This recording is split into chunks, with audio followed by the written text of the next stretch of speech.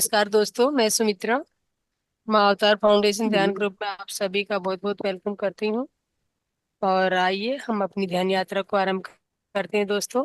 ध्यान की जो नीतियां हैं, सभी चार पैरों को क्रॉस करके बैठें। हाथों की उंगलियों में उंगली फंसा ले।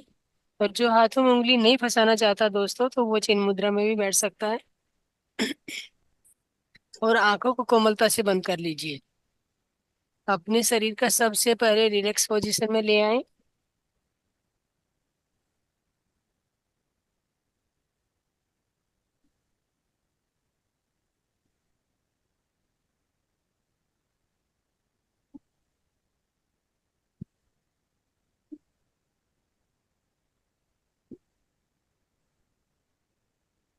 गैस बंद कर दो।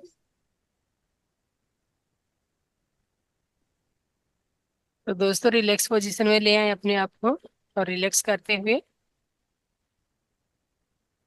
पूरे शरीर का निरीक्षण कीजिए अपने का। कहीं पे भी कोई तनाव नहीं होना चाहिए मास्टर। सभी अपने आप को म्यूट कर लीजिए प्लीज, सभी से मेरा अनुरोध है।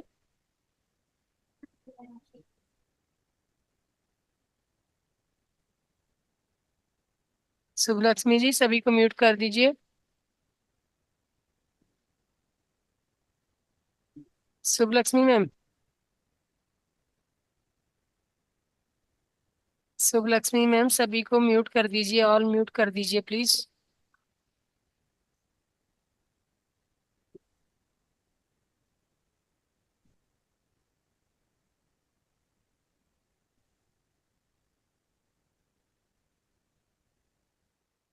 ओके। तो दोस्तों, सभी आराम की अवस्था में बैठ जाएं। कोई भी अपने आप शरीर में तनाव नहीं होना चाहिए, किसी के शरीर में भी।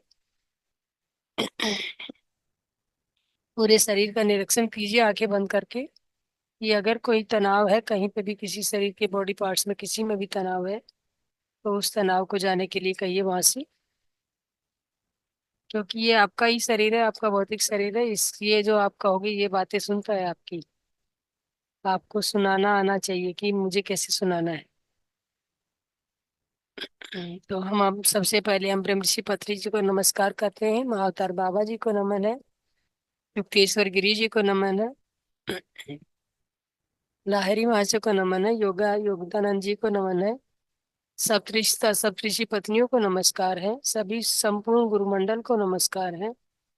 संभाला मास्टर, एस्टल पिरामिड, सभी को नमन करते हुए दोस्तों हम सभी का आह्वान करेंगे। Brahma Rishi Patri ji please come here and be with us. Mahavatar Baba ji please come here and be with अस।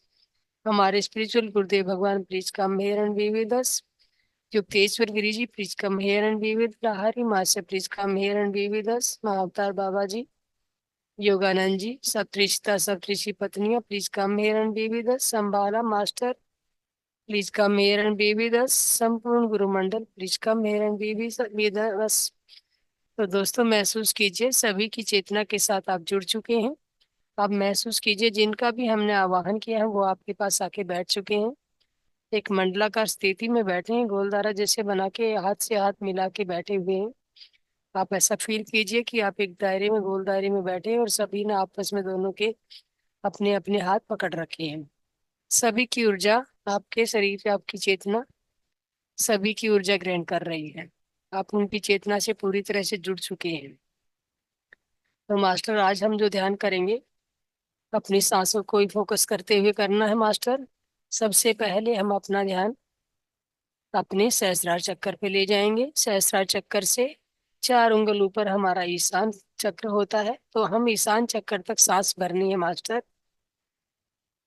3 गहरी लंबी सांसें भरनी है ईशान चक्कर तक। महसूस कीजिए कि आपका सहस्त्रार चक्कर से और 4 उंगल सांस ऊपर आपकी जा रही है। फील कीजिए, पूरी लंबी गहरी सांस भरनी है और धीरे से छोड़नी है। और ईशान चक्कर तक सांस लेके जानी है और सहस्त्रार से उठा के ईशान तक लेके जानी है। और ईशान से लाके सहस्त्रार पे छोड़नी है। हर चक्कर से जहां से आपको सांस उठानी है वहीं पे उसको वहां से उठा के और ईशान सहस्त्रार तक लेके जानी है। फिर सहस्त्रार से नीचे जिस चक्कर से उठाई थी वहीं पे आके छोड़नी है। तो जिस तरह से अभी सहस्त्रार चक्कर पे ध्यान ले जाएं और सांस लंबी गहरी भरें। लंबी गहरी सांस पूरी भर चुके हैं। फील कीजिए कि आपके सहस्रार से 4 उंगल सांस आपके ऊपर चली गई है और वहां से धीरे धीरे लौटा के ले आइए। आपकी सांस लौटते हुए सहस्रार पे आके होनी चाहिए, खत्म होनी चाहिए। ऐसे ही आपको 3 गहरी लंबी सांसें सहस्रार से ईशान तक लेके जानी है। सभी 3 गहरी लंबी सांसें लेंगे मास्टर, सहस्रार से ईशान तक। और ईशान से लाके वापिस सहस्रार पे छोड़नी है। और एक गहरी लंबी सांस।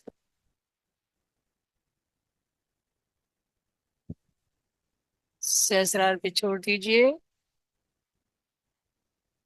और एक गहरी लंबी सांस। और सहस्रार पे छोड़ दीजिए। अब अपना ध्यान अपने आद्या चक्कर पे ले जाएं। आद्या चक्कर से सांस लेनी है आपने और मास्टर सहस्रार तक लेके जानी है। 3 गहरी लंबी सांसें जैसे हमने सहस्रार से ईशान तक भरी है, इसी तरह से आपको आद्या चक्कर से लेके सहस्रार तक की सांस लेके जानी है। 3 गहरी लंबी सांसें लेते हुए।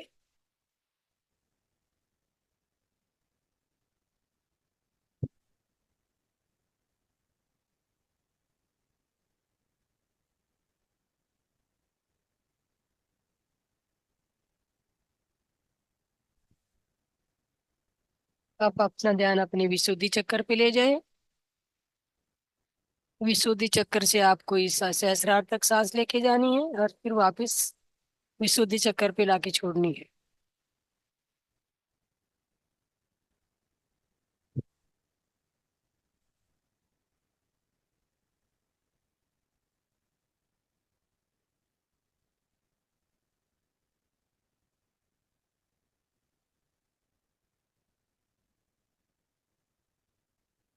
तीन गहरी सांसें लंबी पूरी हो चुकी है मास्टर, अपने हार्ट चक्रा पे ले जाएं। और हार्ट चक्रा से आप 3 गहरी लंबी सांसें सहस्रार चक्कर तक लेके जाएंगे और सहस्रार से वापिस हार्ट चक्रा पे आना है।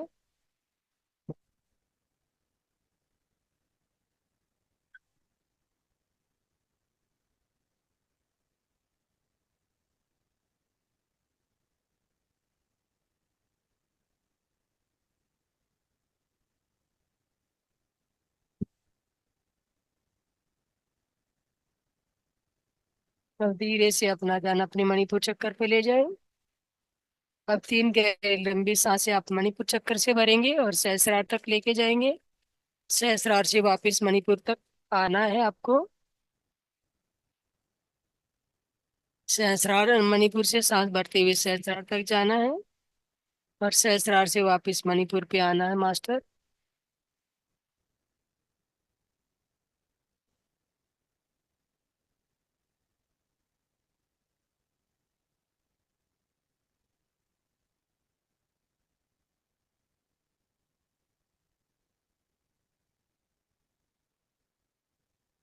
अब धीरे से अपना ध्यान अपने स्वादिष्टान चक्कर पे ले जाएं। स्वादिष्टान से आपको 3 गहरी लंबी सांसें भरनी है।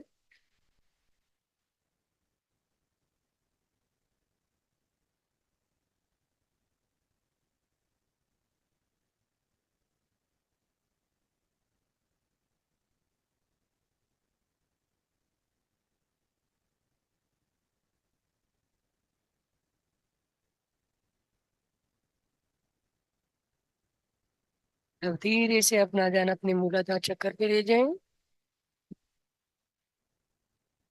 मूलाधार से आपको 5 सांसें भरनी होंगी मास्टर।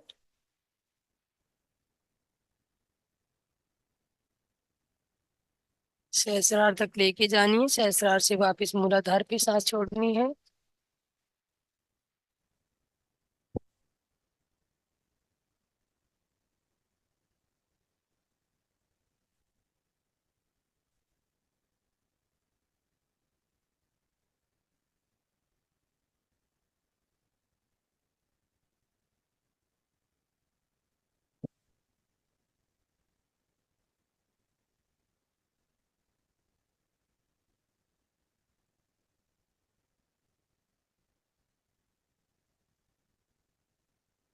मूलाधार से 5 लंबी गहरी सांसें भर चुकी हैं मास्टर। तो अपना ध्यान अब मूलाधार पे ही दोबारा से बनाए रखना है आपको, और महसूस करना है ये जो आप लंबी गहरी सांसें भर रहे थे, ये आपके आगे के पोर्शन से, आगे वाले शरीर से भर रहे थे, छाती वाले एरिया से। अब आपको यही प्रक्रिया आपको मेरी रीढ़ की हड्डी से दोहरानी है। आपको ऐसा महसूस करना है कि आप अपनी सांसें रीढ़ की हड्डी द्वारा ले रहे हैं, और रीढ़ की हड्डी से आपको सहस्रार तक जाना है, और सहस्रार से फिर मूलाधार तक आना है। अभी हम ऊपर से नीचे उतर के आ रहे हैं, अब हमें नीचे से ऊपर जाना है मास्टर। तो अभी हम मूलाधार से 3 गहरी सांसें भरेंगे और सहस्रार तक लेके जाएंगे। 3 लंबी गहरी सांसें मूलाधार से भरें और महसूस कीजिए कि आप आपकी रीढ़ की हड्डी से ये सांसें आपके सहस्रार तक जा रही हैं। पूरा ध्यान अपनी रीढ़ की हड्डी पे बनाए रखें।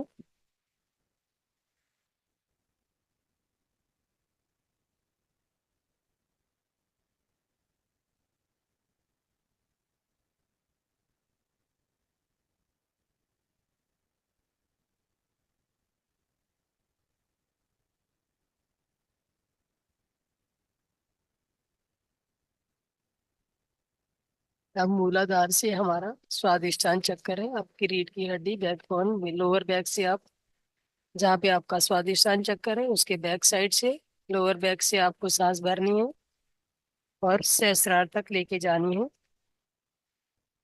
3 गहरी लंबी सांसें आपके स्वादिष्टान से रीढ़ की हड्डी के द्वारा लेके जानी है मास्टर।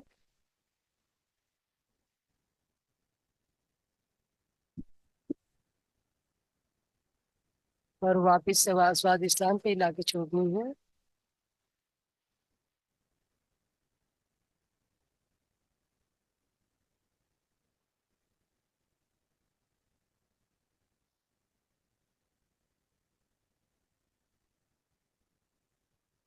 गहरी लंबी सांसें स्वादिष्टान चक्कर से ले चुके हैं, तो अपना ध्यान पूरा ऊपर मणिपुर चक्कर जहाँ पे स्थित है वहां पे ले जाएं, रीढ़ की हड्डी की बैक साइड में। अब आपको सांस मणिपुर चक्कर से लेनी है और सहस्त्रार तक लेके जानी है, और वापिस मणिपुर चक्कर पे आके छोड़नी है।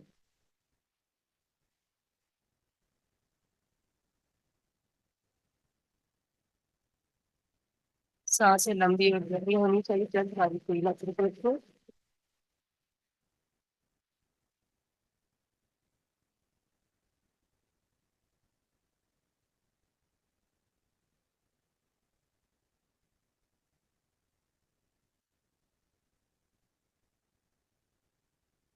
मणिपुर से आगे अपने हृदय स्थान पे चले जाएं, और हृदय से अपने नाभि चक्र से 3 गहरी लंबी सांसें लेके सहस्रार तक जानी है, और सहस्रार से वापस राजस्थान पे आने है।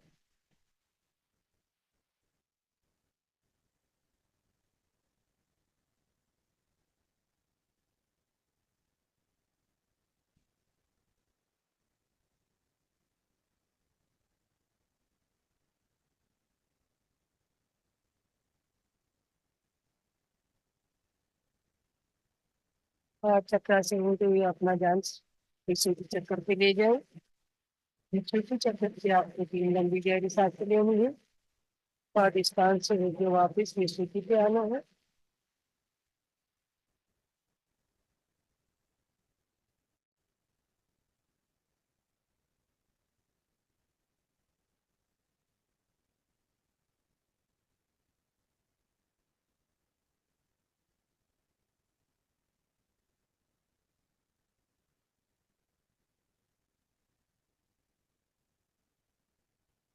अब अपना ध्यान आपके आजा चक्कर,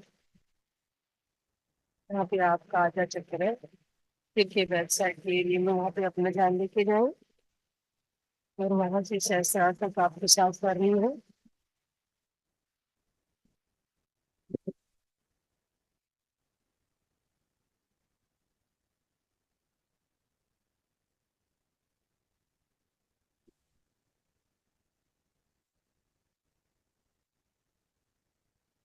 अपने को 3 गहरी लंबी सांसें आपको सहस्रार से लेके ईशान तक जानी है, 4 उंगल ऊपर आपके शरीर सिर के,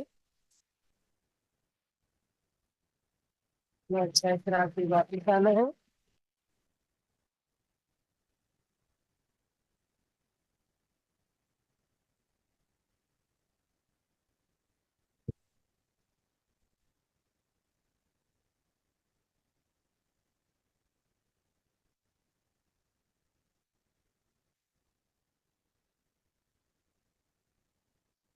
तो अपना ध्यान अपने शरीर का चक्कर बनाए रखें।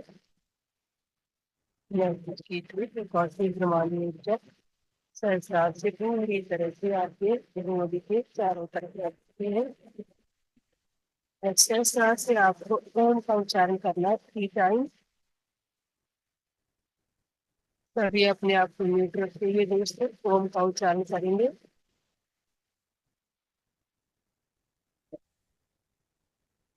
ओम।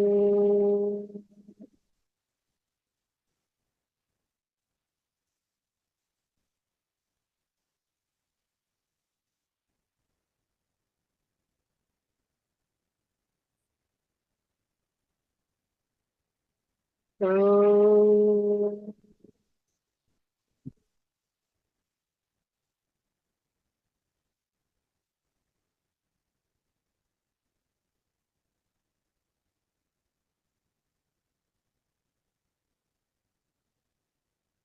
ओम।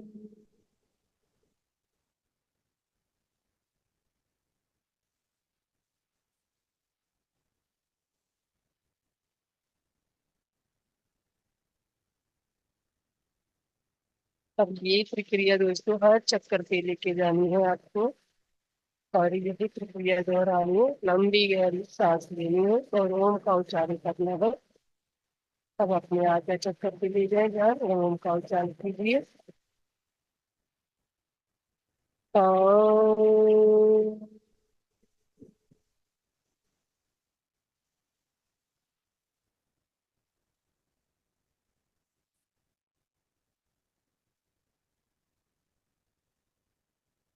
ओम।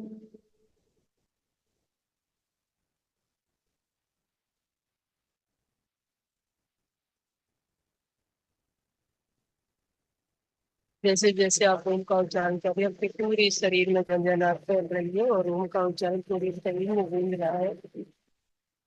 सारे शरीर में इसका गुंजान महसूस कर रहा है दोस्तों।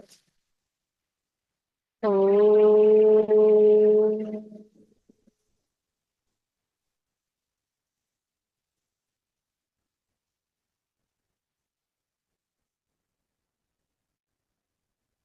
विश्व चक्कर पे आ जाए। ओम।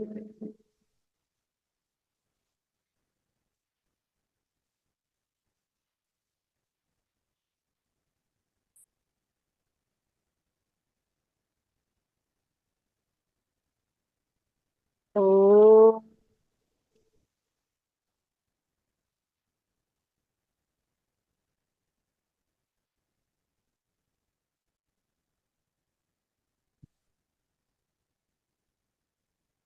ओम।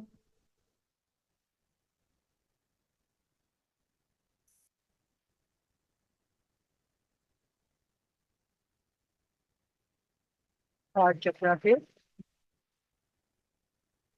ओम।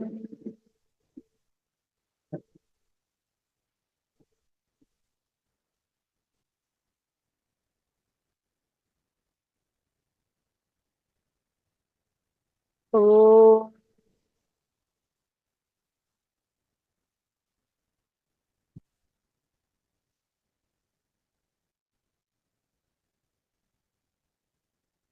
ओम।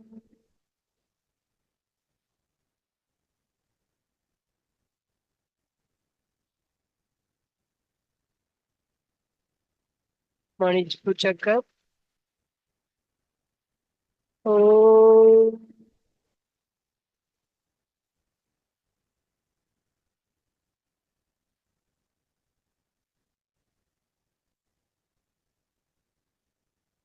ओम।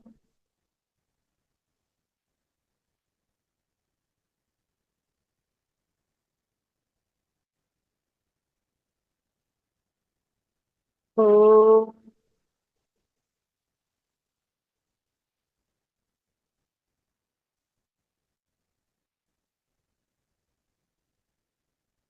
स्वादिष्टान। ओम।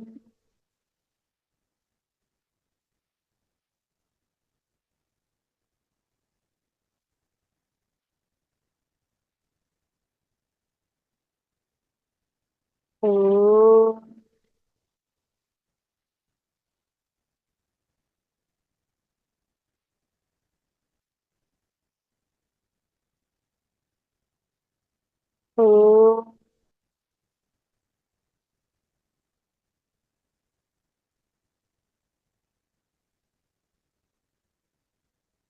मूलाधार। ओम।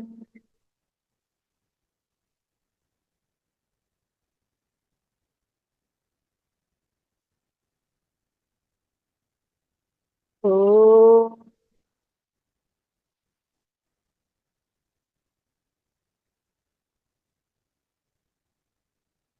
ओम।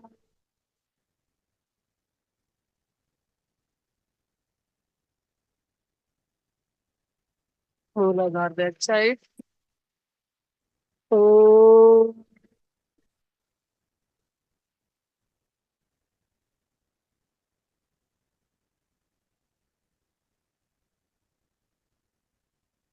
ओम।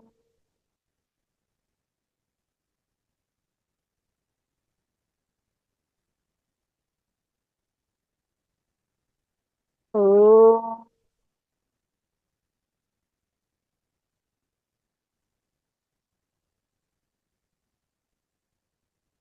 स्वादिष्टान बैक साइड। ओम।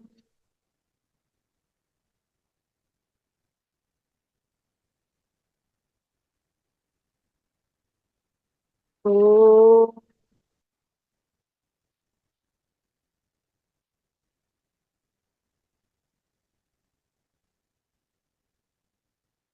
ओम।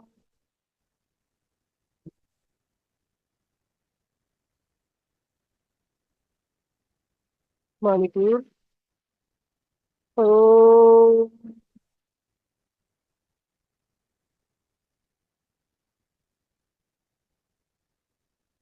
ओम।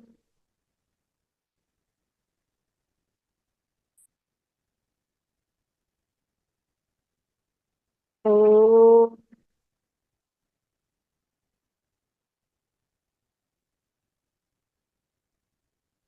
अनाहत। ओम।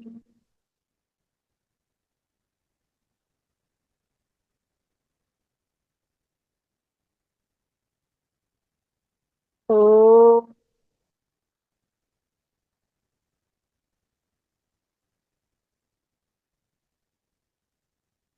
ओम।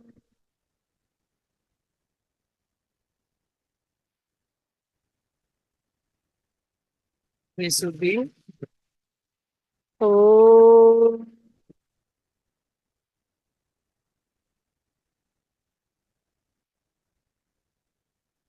ओम।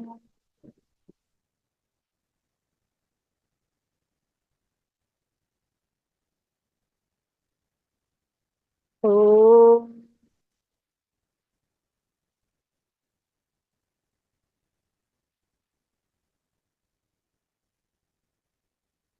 आज्ञा चक्र के बैक साइड में कुटस्थ बोलते हैं हमारे दोस्तों, इससे कुटस्थ के आज्ञा के बैक साइड में जो स्थान होता है आज्ञा का, वो कुटस्थ कहा जाता है। अपना ध्यान कुटस्थ पे ले जाएं। ओम का उच्चारण करें। ओम।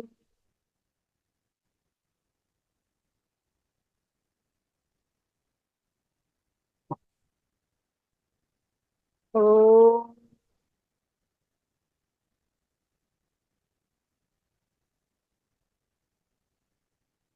ओम।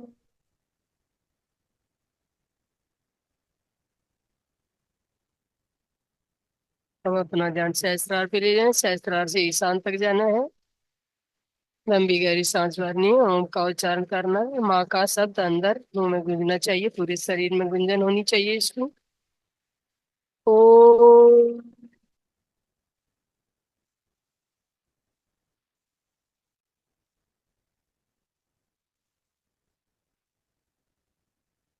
ओम।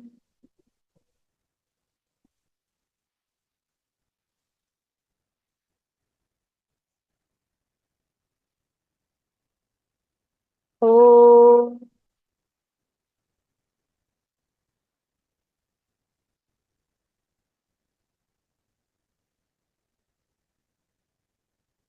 अब 3 बार लंबी गहरी सांसें भरनी है दोस्तों। और ओम का उच्चारण लेके और पूरे शरीर में रख के सहस्रार चक्कर पे इसका गुंजन सुनना है आपको। गुंजन होना चाहिए।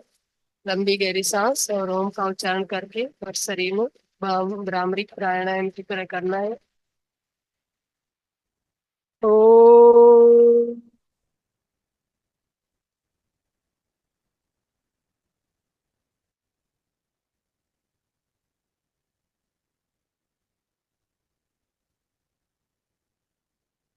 ओ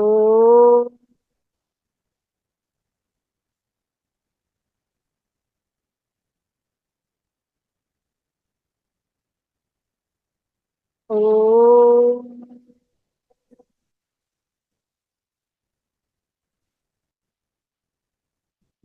दोस्तों, आपने आप हाथ बांध रखे हैं, उंगलियों में से उंगली हटा दीजिए और दोनों हाथों को अपने कानों पे रख लीजिए और ओम का गुंजन एक बार करना है। उसके बाद आपको सुनना है।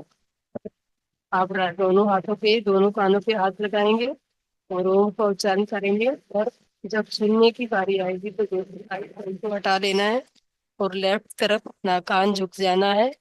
लेफ्ट की तरफ झुकना है और आपको ओम का उच्चारण सुनना है। अपने भीतर से, आपके भीतर से आवाज आनी चाहिए, उसको ध्यान से सुनना है।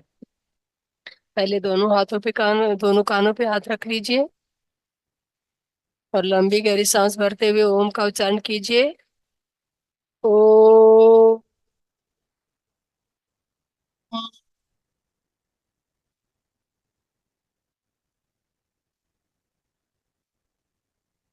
राइट हैंड को हटा लीजिए दोस्तों और लेफ्ट की तरफ झुक जाइए। पूरा ध्यान अपने कान पे रखिए और अंदर से आपके ओम की उच्चारण आना चाहिए। याद सुन, ध्यान से सुनिए।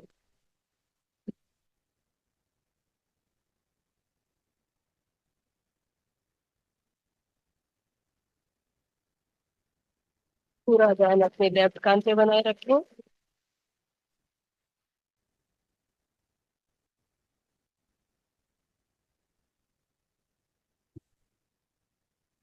गर्दन सीधी कर लीजिए। अब एक बार फिर ओम का उच्चारण कीजिए। इस बारी आपको लेफ्ट हाथ हाथ हटाना है और राइट कान से आपको ओम का उच्चारण सुनना है। एक बारी लंबी गहरी सांस, ओम का उच्चारण और लेफ्ट हाथ हटा के राइट साइड में झुक के राइट साइड से आपको ओम का गुंजन ध्वनि सुननी है। ओ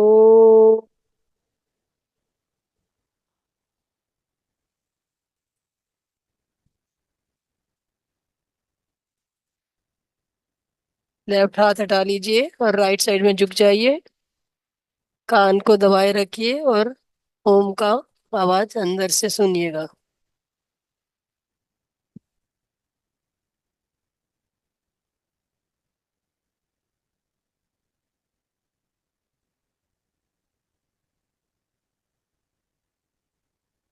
गर्दन सीधी कर लीजिए।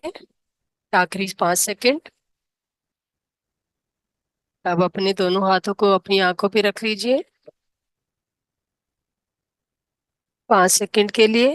5, 4, 3, 2, 1, 0। और दोनों हथेलियों के बीच में ये अपनी आंखों को खोलते हुए और धीरे धीरे, कोई जल्दबाजी ना करे मास्टर, ध्यान से बाहर आ जाए। अपना समय लेते हुए, कोई जल्दबाजी नहीं करनी है किसी को भी। धीरे धीरे आंखें खोलते हुए शरीर ध्यान से बाहर आ जाए। Thank you master.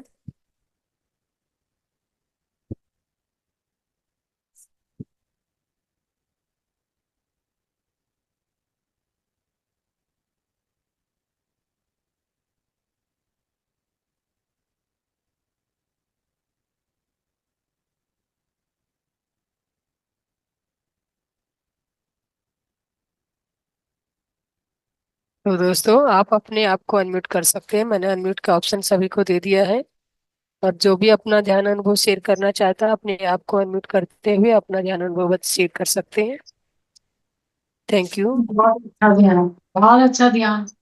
आज तो सारे शरीर की कसरत हो गई।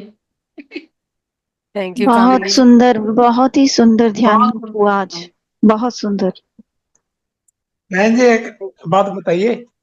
जब आपने कान से हाथ उठवाया था, जैसे हम लेफ्ट में झुके थे, जी मास्टर। तो हाथ राइट वाला उठाना था, जी, हटाया था। जब लेफ्ट में झुकना है तो हाँ लेफ्ट जी, कान को दबाए रखना था और राइट वाला हटा देना हाँ था। जी, हाँ जी, हाँ और जी। जब राइट में झुकना था तो लेफ्ट वाले कान को हटाना था, हाथ को हटाना था। और ठीक है। हाँ, ऐसे ही ठीक। करना था। तो उस ठीक। एक कान पे फोकस करके हाँ आपके जी, भीतर से ही ओम की उच्चारण आवाज आएगी, ये हाँ अनाद जी, नाद सुनाई देता है। हाँ जी। ठीक। हाँ जी। यस स्नेहा जी, कैसा रहा आपका ध्यान? मैम बहुत सुंदर एक्सपीरियंस तो अभी मैं नहीं बता पाऊंगी ऐसे, लेकिन बहुत सुंदर तरीके से हुआ। एक एक स्टेप जो हम चल रहे थे, ऊपर से नीचे और नीचे से ऊपर, फिर आगे वाले साइड से और फिर बैक साइड से, बहुत सुंदर था, बहुत अच्छा। बॉडी बहुत हल्की लग रही है, बहुत। Thank you Sneha ji. Yes आंखों मास्टर, कोई धन्यवाद। और? यशपाल जी, आप बताइए कैसा रहा आपका अनुभव? बहुत बढ़िया रहा जी, बहुत बढ़िया रहा। आंखें आंखें और सारा शरीर पुलकित हो गया, हल्का हो गया, बिल्कुल हल्का। Thank you master. Arundhati ji बोलिए। थैंक यू मैम, बहुत अच्छा लगा। बहुत अच्छा से कान का पूरा ध्वनि सुनाई दिया। ये जी। एक कान खोला है भी उसमें आवाज नहीं आया, वो जो कान दिया वो उसमें आया है आवाज। बहुत अच्छा लगा। जो कान बंद होना गंभीर था ना, आवाज उसी पे आनी थी। जो हाँ कान हाँ जिस पे हमने हाथ रखा हुआ था उसी पे हाँ आवाज हाँ आनी है, और उसी पे जो ये हमारे भीतर अनाद नाद बजता रहता है, उसी हाँ को हाँ हमने उस कान पे फोकस करके और वहीं पे सुनना था। हाँ हाँ, ऐसे सुना है, अच्छा लगा बहुत। Thank you ma'am. Thank you master. Yes, ये मंजू सुधा जी, आप बोलना चाहेंगे कुछ? हाँ, यस मैम, अच्छा था ध्यान, बहुत अच्छा था। ओके, नई थैंक यू तरीका का था मास्टर। आज। हाँ जी मास्टर, मन का थोड़ा वैरायटी होनी चाहिए। हाँ, आज वैरायटी वाला था। जी। यस मास्टर, कोई और अपना अनुभव शेयर करना चाहेगा? मैम आज का ध्यान बहुत अच्छा था। आज मुझे जो नंदी बैल जी होते हैं जी जी उनके मास्टर। दर्शन हुए। अभी भी जी, मैं तो मेरी आंखें मैंने खोल दी हैं, पर अभी भी वो छवि जो है ना मेरी आंख के आगे आ रही है। और बहुत एक सुंदर सोनिया जी।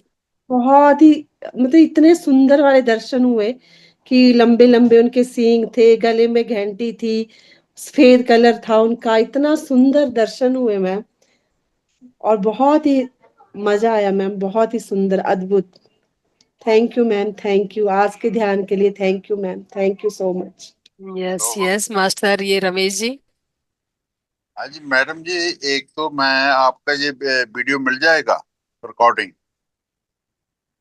कोशिश करेंगे हम।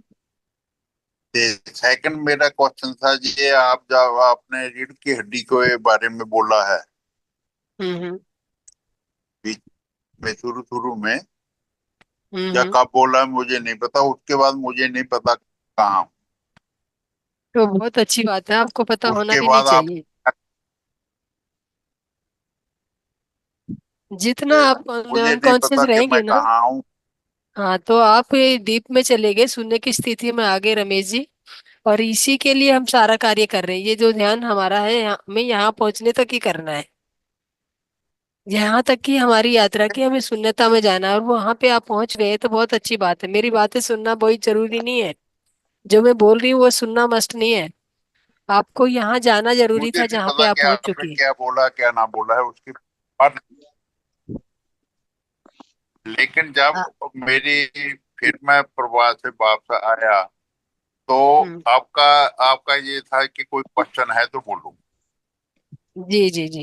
ये उसके बीच में के बाद और उसके बाद में मुझे नहीं पता, लेकिन आई फील वेल।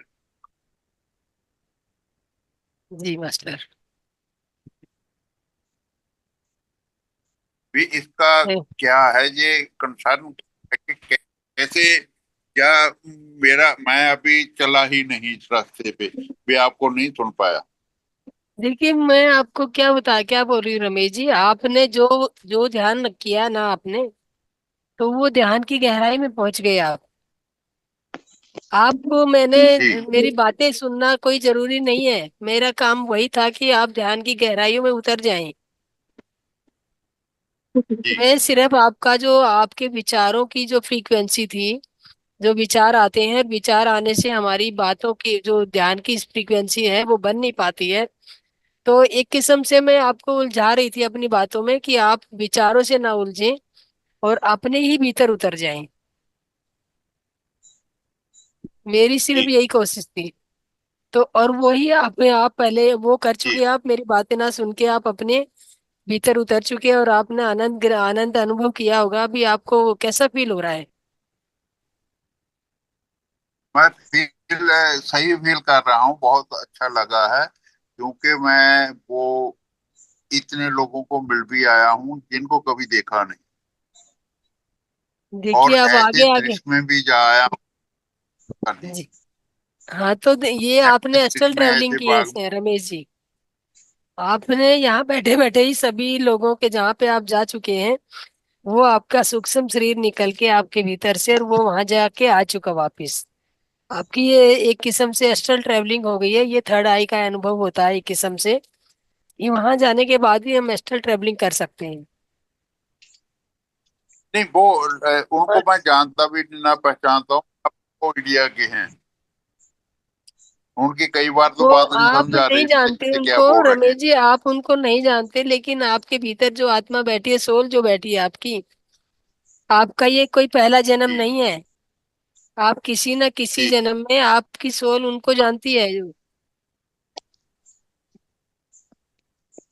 जी आपके ये भौतिक शरीर से उनका रिश्ता नहीं हो सकता है। आपकी जो आत्मा है, आत्मा से उनका रिश्ता हो सकता है। जी। तो आप मतलब लेकिन वो कहते हैं ना, अपनों से ही मिला जाता, वो किसी न किसी जन्म में आपके अपने रहे होंगे। जब मैं वापस आया तो उसके बाद मैं अपने आप को हल्का महसूस कर रहा हूँ, तो बहुत अच्छी बात है, ये बहुत एनर्जिक अच्छा साइन महसूस है। कर रहा आप अपनी ध्यान हूँ। यात्रा को ऐसे ही कंटिन्यू बनाए रखिए मास्टर। महा ये क्या नाम है, शुभ लक्ष्मी जी? शुभ लक्ष्मी मैम, सतपाल जी आ चुके क्या? 5 मिनट में आऊंगी बोला मैडम, मैं एक बार देखूंगी। 5 मिनट में आने वाले हैं? हाँ मैडम, हाँ मैडम, मैं कल किया चलो पांच चलो, मिनट में पहुंच जाऊंगी बोले। ठीक है ठीक है। यस मास्टर, और कोई कुछ? मथारू जी आपका कैसा रहा अनुभव? मथारू जी हैं क्या, चले गए? मैडम आज का ध्यान कैसा था, मतलब जी सात सात चक्र के साथ 5 इंद्रियों का जोड़ गया मिल, बहुत अच्छा था। जी। डिफरेंट टाइप हुआ मैडम, अच्छा है। चलो, कुछ अलग अनुभव हुआ आपको लक्ष्मी जी? अनुभव तो मेरा किधर ही कौन सा किधर किधर ही चला गया मैडम, आप जब बताए मेरे को तो कान आज में आज आज लग रहा है सभी अस्ट्रल ट्रेवलिंग करके आए हैं। तो सुनाई दिखाई दिया, ठीक है चलो। आप जो बताए मैं सुनाई दे रहे, मगर मैं मेरा सेंस इधर नहीं था, ऐसा हुआ। बहुत अच्छी बात है शुभ लक्ष्मी जी। यस मथारू जी बोलिए, आप भी कुछ प्रणाम प्रणाम। अपनी वाणी आप से। सबको प्रणाम जी। मैडम जो हमारा जी इंद्रिय था, बहुत इंद्रिय आपका एक्टिवेट हुआ जैसे लगा मैडम मेरे को। जी हाँ, 5 इंद्रिय थोड़ा हलचल हुआ। जी। Yes thank you Matharu ji madam. बोलिए, आप अनम्यूट कीजिए अपने आप को। सोमनाथ जी, सोमचंद जी बोलिए। हाँ जी, हाँ जी। बहुत अच्छा रहा, बहुत सुंदर रहा जी। आपकी ज्ञान आपका बहुत ही अच्छा है। बहुत सुंदर, बहुत हल्का शरीर में। तो मैं तो वैसे ही आगे से तरक्की हो रही है मेरी तो। यशपाल जी मेरे को मिलते हैं रोज, हम मिलकर बात करते हैं। ओके। हमारा भी ठीक मैम, ये काम चल रहा सुनने है की बहुत। स्थिति है, मेरे तो कभी नहीं आती। मैम सुनने की स्थिति कौन बोल रही है? मैं मंजू बोल रही हूँ। मंजू जी? हाँ जी। मैम वो कहते हैं ना, देखिए जो पहले से जो ध्यानी होते हैं, सतपाल जी आ चुके हैं। शुभ लक्ष्मी जी, आप सतपाल जी को होस्ट बना दीजिए। और सुनने की स्थिति में मैम, जैसे पहले जन्म के ध्यानी होते हैं उनको जल्दी में मिल जाती है, यात्रा पूरी हो जाती है उनकी।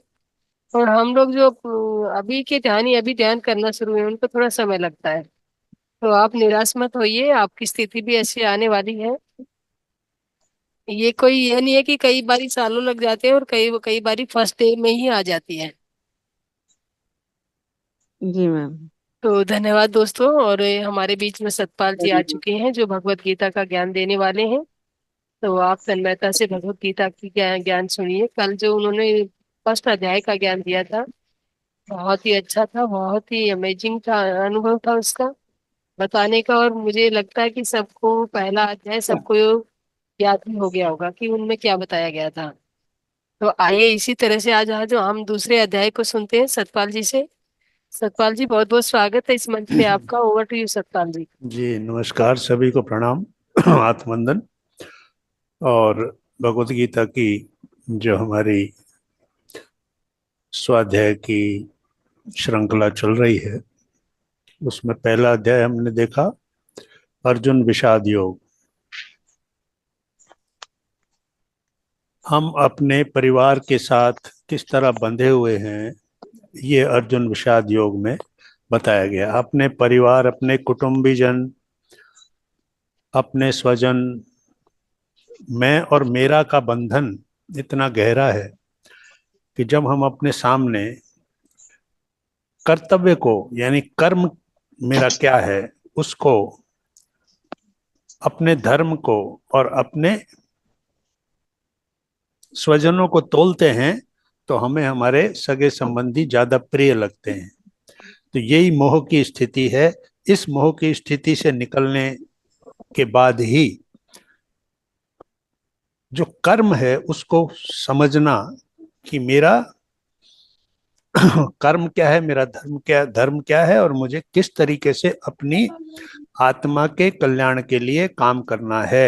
और जो मेरा कर्म है, नियत कर्म है, अगर मैं उसको किसी मोह के कारण नहीं करता हूं तो मुझे अपकीर्ति मिलेगी, मेरा कोई सम्मान नहीं करेगा और मुझे कायरता से पूर्ण समझेगा। तो यहाँ पर पहला अध्याय जब हो गया तो दूसरे अध्याय में अब क्या होता है कि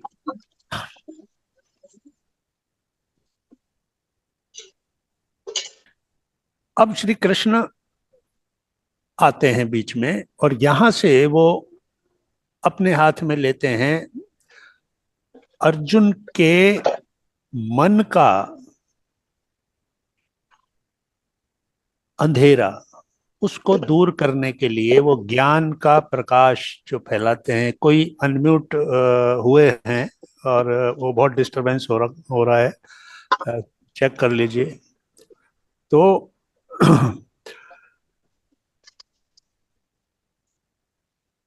तो यहाँ से उसके अंदर, उसके मन में छाया हुआ अपने कुटुंब के प्रति,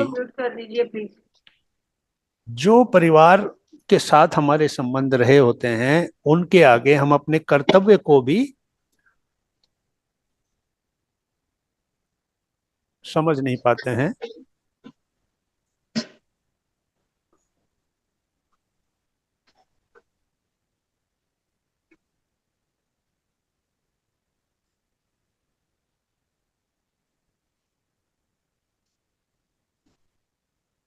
सभी हो गए हैं क्या? आप कर दीजिए सतपाल जी।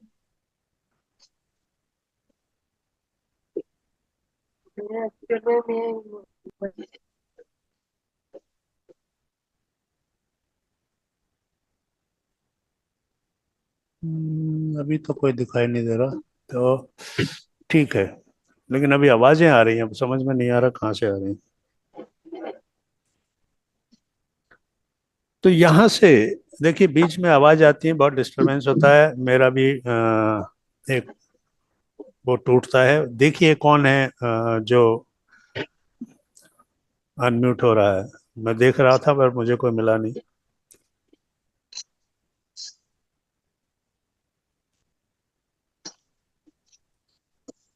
फट गया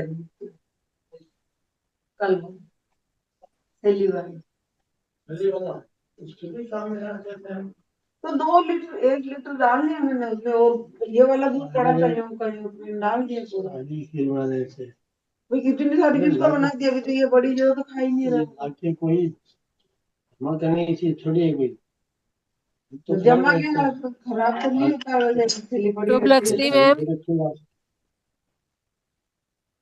क्या करेंगे? कोई जमाऊंगी अब इसको और क्या करें।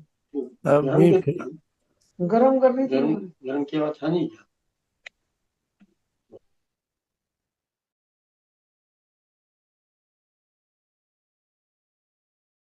सबको म्यूट कर दिया है।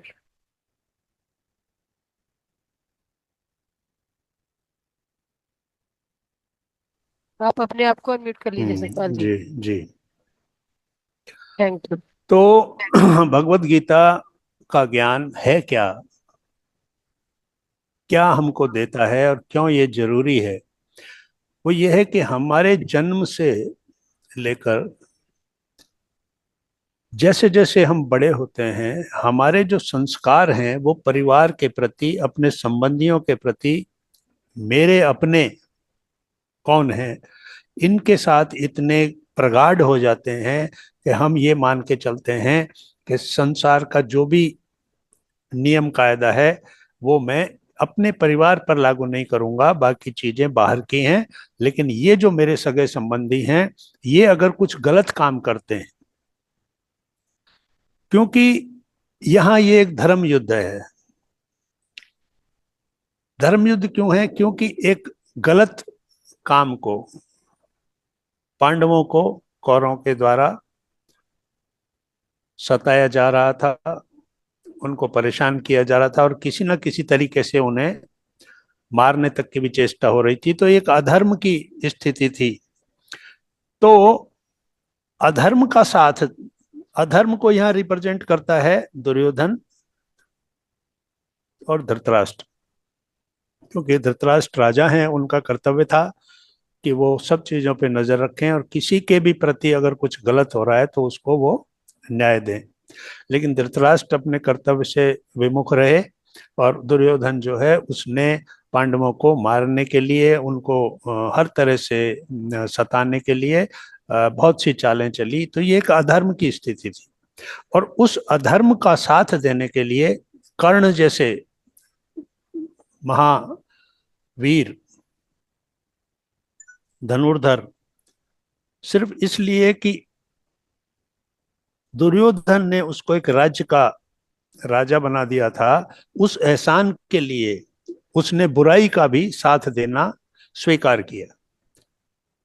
तो हम, अगर कोई हमारे ऊपर छोटा सा कोई उपकार कर दे, कोई छोटा सा हमारे ऊपर कोई लाभ हमको दे दे, तो वो अगर गलत काम भी कर रहा है तो भी हम उसका साथ देने के लिए तैयार हो जाते हैं, क्योंकि हम इसका एहसान उतार रहे हैं। तो इस तरह की छोटी छोटी चीजों के ऊपर हमें ध्यान देना है कि गीता हमें क्या छोटी छोटी चीजें बता रही है कि कहाँ हमें अपने आप को करेक्ट करना है। हमारी अपनी जीवन की यात्रा इस संसार के साथ एक सीमित समय के लिए इस शरीर के साथ जुड़ी हुई है। आत्मा अनादि है, सनातन है, ना उसे कोई मार सकता है, ना उसकी मृत्यु होती है। लेकिन इस शरीर के साथ जब उसका बंधन होता है, जब उसके साथ वो जुड़ती है, तो वो इस शरीर के अंदर जो भी शरीर इस संसार से चाहता है उसमें लिप्त हो जाती है और इस प्रकार से उसकी आगे की जो यात्रा है वो भी उसी कर्म के द्वारा प्रभावित होती है। तो अधर्म के साथ जितनी भी सेना थी वो सभी जानते थे कि अधर्म और धर्म क्या है, यानी कौन गलत है और कौन सही है।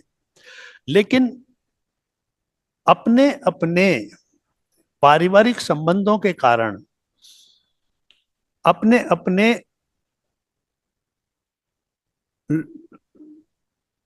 स्वार्थ के कारण कि अगर ये राजा बनता है तो मुझे ये फायदे होंगे, तो दुर्योधन राजा बनता है तो मैं ये लाभ मुझे मिलेंगे, तो इसलिए वो सारा युद्ध दुर्योधन की तरफ से कर रहे थे। तो गलत चीज का साथ देना, अधर्म का साथ देना, एक तरफ वो सेना थी और दूसरी तरफ वो सेना थी जो जानती थी कि सत्य क्या है, सही मार्ग क्या है, और हम उनका साथ देंगे। तो जब ये युद्ध अवश्यंभावी हो गया, अर्थात इस युद्ध की पूरी तैयारी हो गई कि अब ये युद्ध हुए बिना अब ये निर्णय नहीं हो सकता कि हस्तिनापुर के राज्य पर कौन बैठेगा, तो दुर्योधन और अर्जुन दोनों श्री कृष्ण के पास गए उनसे सहायता लेने के लिए। तो दुर्योधन ने मांगा, श्री कृष्ण ने कहा कि एक तरफ मैं हूं जो शस्त्र नहीं उठाऊंगा और एक तरफ है मेरी सेना, विशाल सेना। तो जो भी चाहिए, जिसको मैं चाहिए वो मुझे ले सकता है, पर मैं शस्त्र नहीं उठाऊंगा, और जिसको मेरी सेना चाहिए वो सेना ले सकता है। तो दुर्योधन ने सेना को चाहा और अर्जुन ने कहा कि मुझे आप चाहिए। तो जो सेना थी उसकी संख्या दुर्योधन की ज्यादा थी, क्योंकि कृष्ण की सेना भी उसमें आ गई थी और ये संख्या बल में कम थे पांडवों की सेना जो थी। तो यहां पर अब जब ये युद्ध की स्थिति आ गई है, दोनों सेनाएं आमने सामने खड़ी हैं, और ऐसे में मोहग्रस्त अर्जुन कहता है कि मैं युद्ध नहीं करूंगा, क्योंकि मुझे अपने ही संबंधियों को मारकर, अपने ही गुरुजनों को मारकर उनके रक्त से सना हुआ राज्य अगर मिलता है तो ऐसे सुख को भोगने से मुझे कुछ भी रुचि नहीं है। मैं भिक्षा का अन्न भी लेना पसंद करूंगा, लेकिन ऐसे राज्य को लेना पसंद नहीं करूंगा। तो ये श्री कृष्ण के लिए, क्योंकि कृष्ण इस सेना की तरफ थे, पांडवों की सेना की तरफ थे, लेकिन उनको शस्त्र नहीं उठाना था, बस वो इस सेना का साथ दे रहे थे। तो ऐसी स्थिति में कृष्ण के लिए ये बहुत विकट स्थिति पैदा हो गई कि जो उनका मेन धनुर्धर था, जो मेन मुख्य जो युद्ध करने वाला जो अर्जुन था, जो बहुत समय से जिसने इस युद्ध की तैयारी भी की थी, बहुत से अस्त्र शस्त्र प्राप्त किए थे, आज अगर वो इस तरह से मना कर देता है कि मैं युद्ध नहीं लड़ूंगा, तो ये जो सामने की सेना है इसके सामने यही स्थिति या ये संदेश पहुंचेगा कि हमारी विशाल सेना को देखकर पांडवों की जो ये छोटी सेना है ये डर गई और इन्होंने तय किया कि हम युद्ध नहीं करेंगे। अर्थात युद्ध करने से पहले ही इन्होंने अपनी हार मानी। कारण भले ही कुछ रहा हो, कारण अर्जुन की मोहग्रस्त स्थिति रही हो, पर जो संदेश जाएगा वो ये जाएगा कि हमारी विशाल सेना को देखकर भीष्म, द्रोणाचार्य, कर्ण,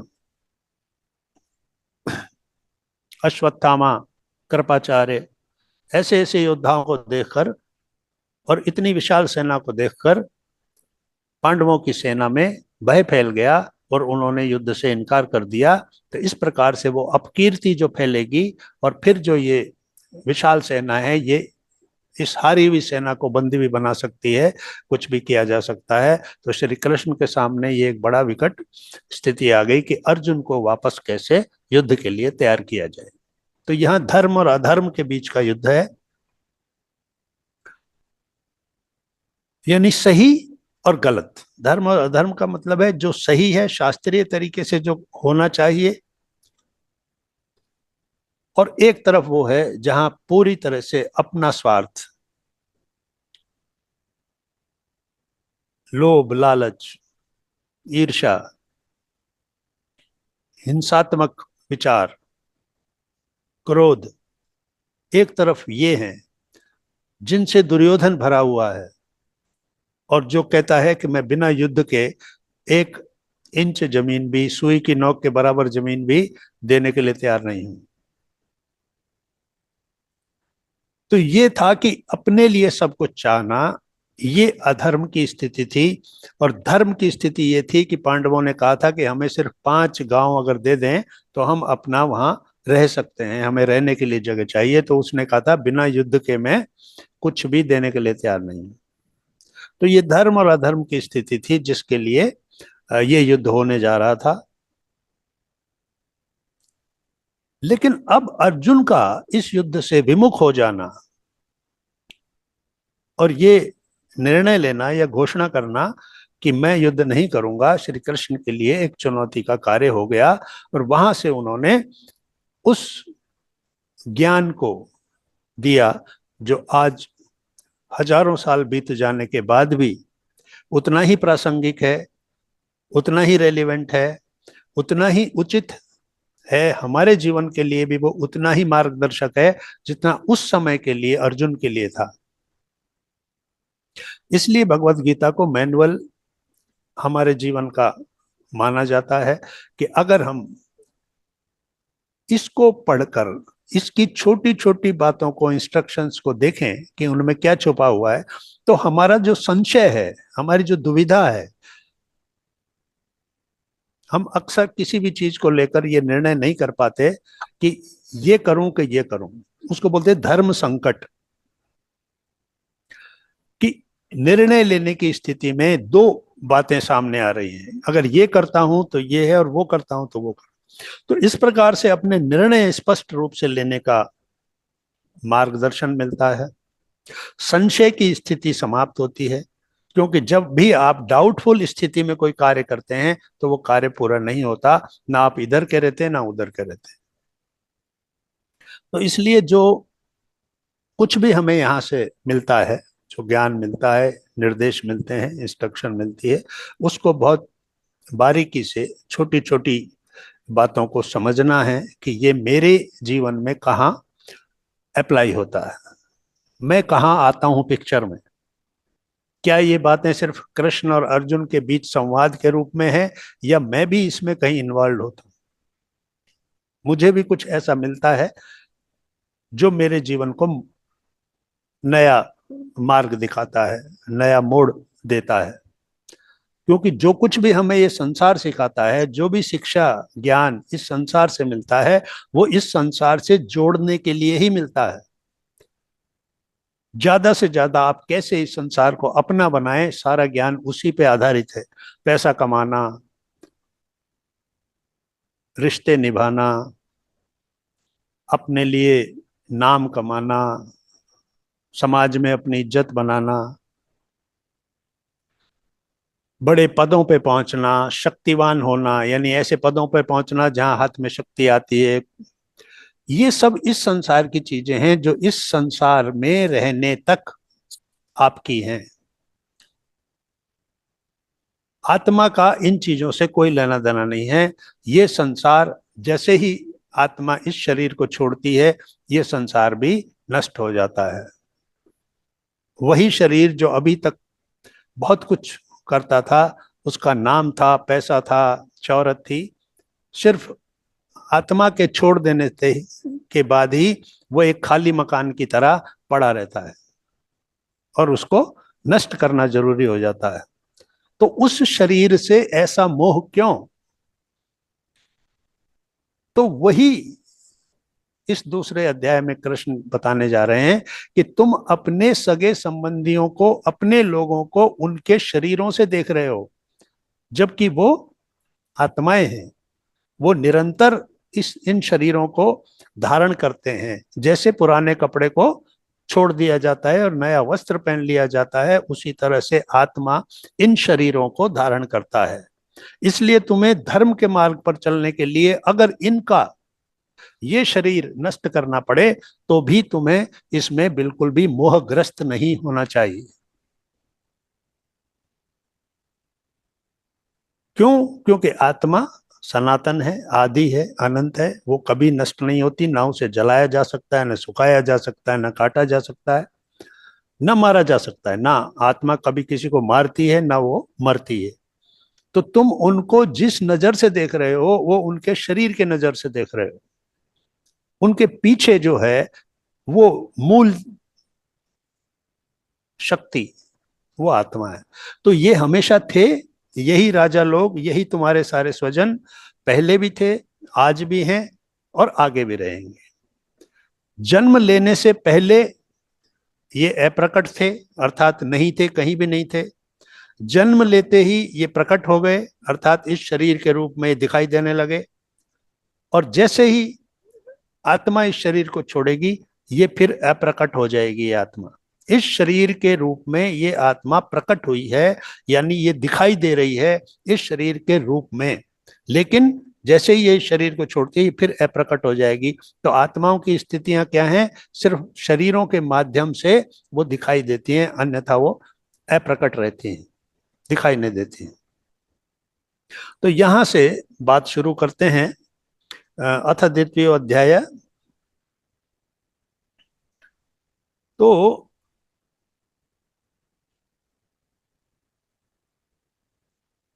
तम तथा कृपया आविष्टम अश्रुपूर्णा कुलेक्षणम विषीदंतम इदम वाक्यम उवाच मधुसूदना।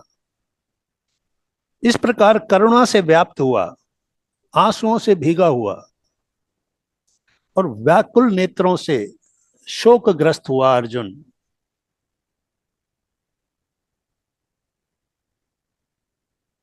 उसको देखकर भगवान कृष्ण ने ये वचन कहे, कुतः त्वा कुशलम इदम विस्मय समुपस्थितम अनार्य जुष्टम ऐश्वर्यम अकीर्तिकरम अर्जुना। इस असमय में, ये कोई समय नहीं है इस तरह की बातें करने का, इस असमय में तुझे ये मोह कहां से प्राप्त हो गया और किस कारण प्राप्त हुआ है? क्योंकि ये तेरी स्थिति ना तो ये श्रेष्ठ व्यक्तियों के द्वारा किए गया कोई आचरण है जिससे कि तुम उसको फॉलो कर रहे हो, ये उनके द्वारा भी किया गया कार्य नहीं है कि इस स्थिति पे आकर, इस अवसर पर आकर तुम इस तरह का व्यवहार कर रहे हो। ये मोहग्रस्त स्थिति जो तुम्हारी आई है, ये श्रेष्ठ पुरुषों के द्वारा आचरण के में लाई जाने वाली स्थिति भी नहीं है, और ना ही ये स्वर्ग को देने वाली है, अर्थात ना ये इतना अच्छा कार्य तुम करने जा रहे हो कि जिससे तुम्हें स्वर्ग की प्राप्ति होगी, और ना यह तुम्हारी कीर्ति को बढ़ाने वाली है। तुम कायर कहलाओगे, नपुंसक कहलाओगे, इसलिए ये क्यों करते हो, क्यों ऐसा तुम्हारा स्थिति में तुम आ गए हो। क्लैब्यम मां स्म गमः पार्थ न एतये त्वयि उपपद्यते क्षुद्रम हृदय दौर्बल्यम त्यक्त्वा उत्तिष्ठ परंतप। हे अर्जुन, नपुंसकता को प्राप्त मत हो,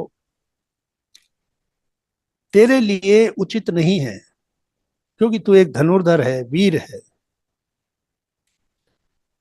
हे परंतप, हृदय के अंदर आई हुई इस तुच्छ दुर्बलता को त्याग,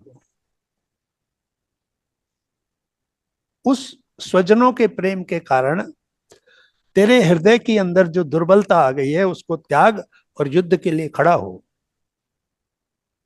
कथम भीष्म अहम संख्ये द्रोणम च मधुसूदना इशु भी प्रतियोत्स्यामि पूजार्हो अरिसूदना। तो अर्जुन कहता है कि हे मधुसूदन, हे कृष्ण, मैं किस प्रकार रणभूमि में अपने बाणों से भीष्म पितामह और द्रोणाचार्य के विरुद्ध लड़ूंगा।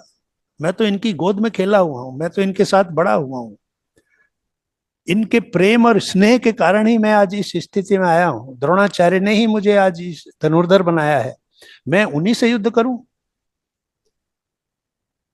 तो हे कृष्ण, वो दोनों ही मेरे लिए पूजनीय हैं। गुरुन अहत्वा ही महानुभावान श्रेय भोक्तुम भैक्षम अपि इहलोके हत्वा हर्थ कामान तु गुरून् एव भुंजिये भोगान रुधिर प्रदिग्धान।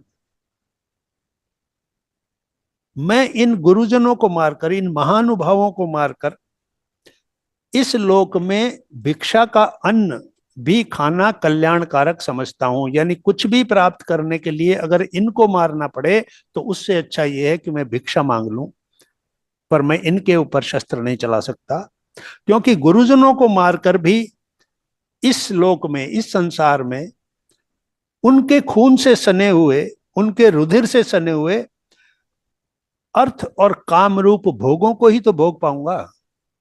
मिलेगा क्या मुझे इनको मारने से?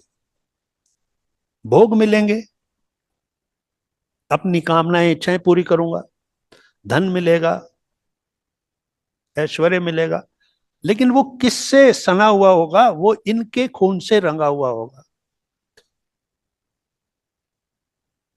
न च एतत् विद्मः कर्तत् न गरीह यत् वा जयेम यदि वा न जयेयु यान एव हत्वा न जिजीविषाम ते अवस्थिता प्रमुखे धार्तराष्ट्र।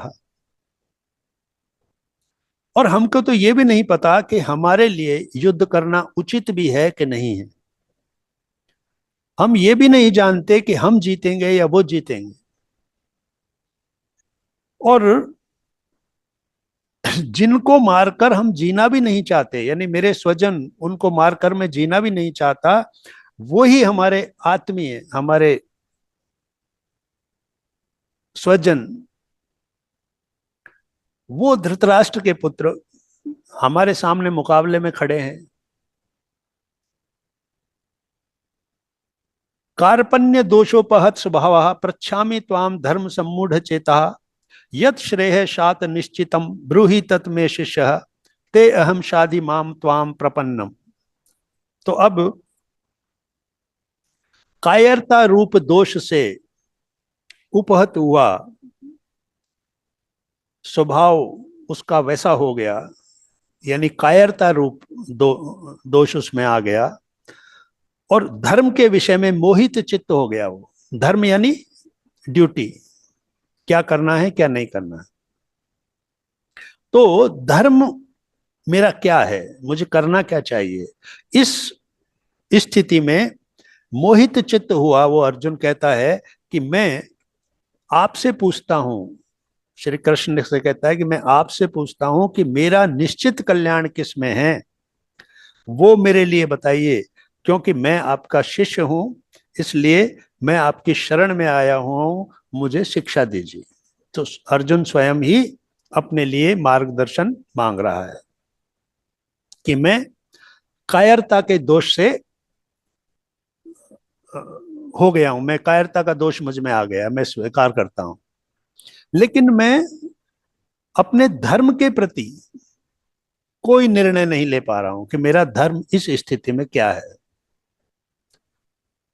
तो नहीं प्रपश्यामि मम अपनुद्यात यत शोकम उच्छोषणम इंद्रियाणाम अवप्या भूमो असत पतनम रिद्धम राज्यम सुराणाम अपि च आधिपत्यम। क्योंकि इस धरती पर, इस संसार में आखिर क्या मिल सकता है मुझे? निष्कंटक राज्य, धन धान्य संपन्न ये भूमि, और उसका स्वामी होने का अधिकार, इस सब को भी देखता हूं मैं कि इस युद्ध में अगर मैं जीत गया तो मेरे को ये पूरी पृथ्वी मिल जाएगी। पर उस स्थिति को देखकर भी मैं अपनी इंद्रियों को जो सुखा रही है, जो मेरी मोह की अवस्था, वो जो मेरा शोक है, उसको मैं दूर नहीं कर पा रहा हूं।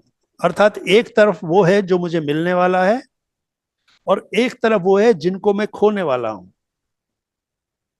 लेकिन जो मुझे मिलने वाला है उससे मैं अपने इस शोक को दूर नहीं कर पा रहा हूं। एवं उक्त्वा ऋषिकेशम गुडाकेशे परंतप न योत्से इति गोविंदम उक्त्वा तूष्णीम बभूवः।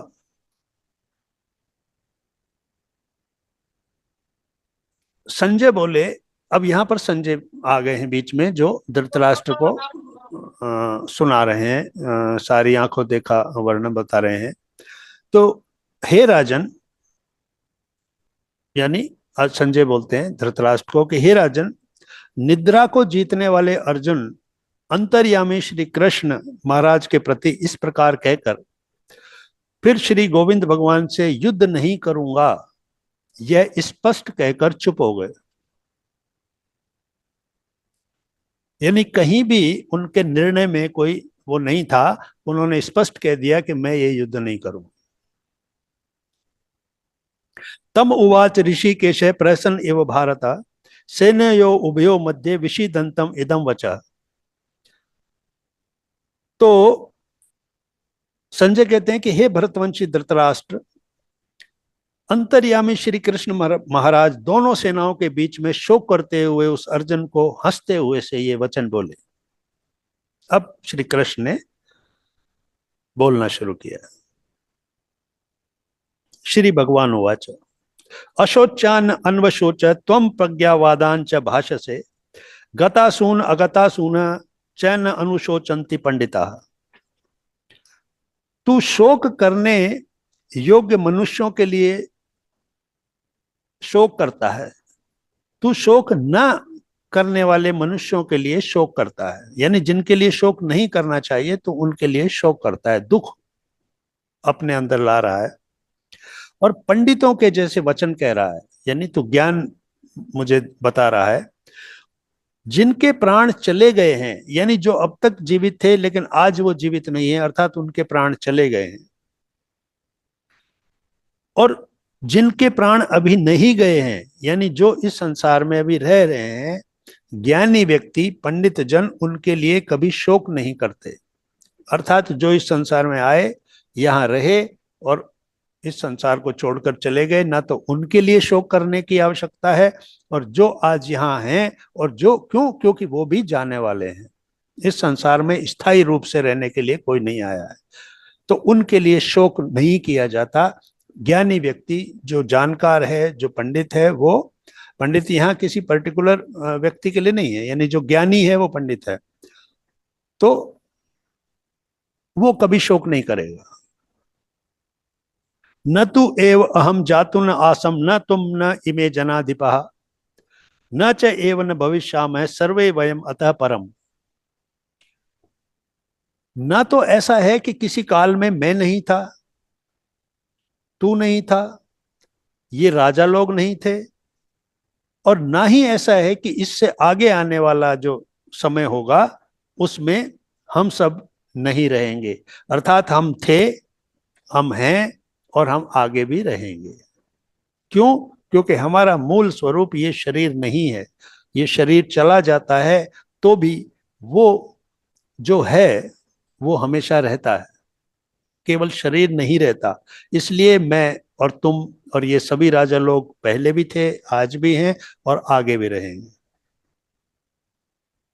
देहिन अस्मिन यथा देहे कौमारम यौवनम जरा तथा देहांतर प्राप्ति धीरे तत्र न मियति। जैसे जीवात्मा को इस देह में बालकपन, जवानी और बुढ़ापा आता है, और फिर बुढ़ापे के बाद अन्य शरीर की प्राप्ति होती है, अर्थात एक यात्रा है। पहले वो बच्चा था, फिर युवा हुआ।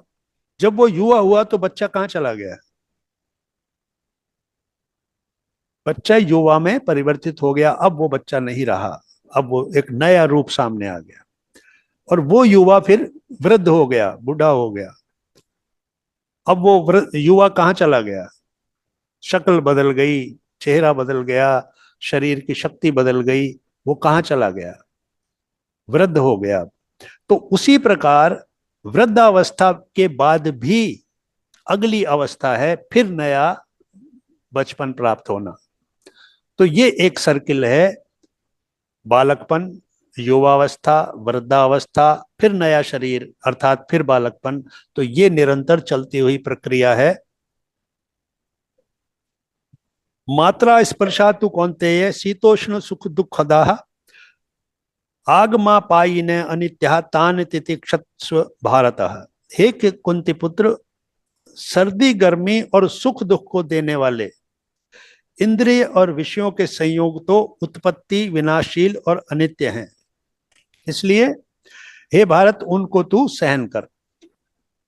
तो यहां पर क्या बताया जा रहा है कि हमारी जो इंद्रियां हैं उनका और विषयों का संगम, संयोग। इंद्रियां किस तरफ दौड़ती हैं? अपने अपने विषयों की तरफ दौड़ती हैं। जिह्वा है वो खाने की तरफ दौड़ती है, उसको स्वाद चाहिए। कान कुछ अच्छा सुनना चाहते हैं, अपने प्रियजनों की आवाजें सुनना चाहते हैं, अपने मित्रों की, अपने परिवारजन की। आंखें वही देखना चाहती हैं, अपने ही लोगों को देखना चाहती हैं। तो ये जो हमारी इंद्रियां हैं, ये जब अपने विषयों से मिलती हैं तो ये क्षणिक सुख है, ये अनित्य है, नित्य नहीं है। नित्य मीन्स जो सदा रहने वाला होता है उसको नित्य कहते हैं। जो अनित्य का मतलब जो टेम्परेरी है, थोड़ा समय के लिए। तो ये जो इंद्रियों के सुख हैं ये तो थोड़े समय के लिए होते हैं। इनको, इनका वियोग तू सहन कर, यानी ये जो तू अपनी इंद्रियों को सुखी देखना चाह रहा है ना, कि मैं इनको मरता हुआ ना देखूं, तो मेरी आंखें वो चीजें ना देखें, मेरे कान वो ना सुने, तो ये इंद्रियों का और विषयों का ये जो संयोग है इसको तू सहन कर। यानी अपनी इंद्रियों को तू संतुष्ट करना चाहने के लिए जो कुछ भी करता है उसको तू समझ कि ये अनित्य है, ये हमेशा रहने वाले सुख नहीं है। यम ही न व्यथयंती एते पुरुषम पुरुषर्षभ सम दुख सुखम धीरम स अमृतत्वाय कल्पते। क्योंकि सुख और दुख को एक समान समझने वाला धीर पुरुष अपनी इन इंद्रियों के सुख और दुख के अंदर समान अपने आप को रखता है और किसी भी प्रकार किसी भी स्थिति में व्याकुल नहीं होता। तो धीर यानी हमारी ऐसी स्थिति जहां हम अधीर नहीं होते। जिस जीवन को हम जी रहे हैं उसमें अचानक जो भी ऐसी परिस्थिति आ जाती है जो हमें, हमारी इंद्रियों को सुख नहीं पहुंचा रही है। आंख में एक तिनका गिर गया, अभी तक बहुत अच्छा सब था, अभी सब कुछ सारा ध्यान यहाँ चला गया, तो इंद्रियों के मार्ग में वो बाधा बन गई, आंख के मार्ग में वो बाधा बन गई, तो हम अधीर हो जाते हैं। अब क्या होगा, कैसे करूंगा, कहाँ जाऊं, क्या करूं, कैसे ठीक करूं। तो जो धीर है, जो छोटी छोटी इन इंद्रियों से संबंधित समस्याओं को या इंद्रियों के अपने विषयों के साथ मिलने के सुखों और दुखों को धीरता से देखता है, अर्थात उनके साथ बहता नहीं, सिर्फ उनको देखता है कि ये क्या परिस्थिति है, तो वो जो ऐसी स्थिति में व्याकुल नहीं होते वो मोक्ष के योग्य होते हैं। तो श्री कृष्ण ने यहां कितनी ऊंची स्थिति में उसको पहुंचा दिया है। सांप सीढ़ी के खेल में जैसे सीढ़ी मिल गई हो और हम सीधे बहुत ऊपर पहुंच गए हों, वो स्थिति बताई है कि जो अपनी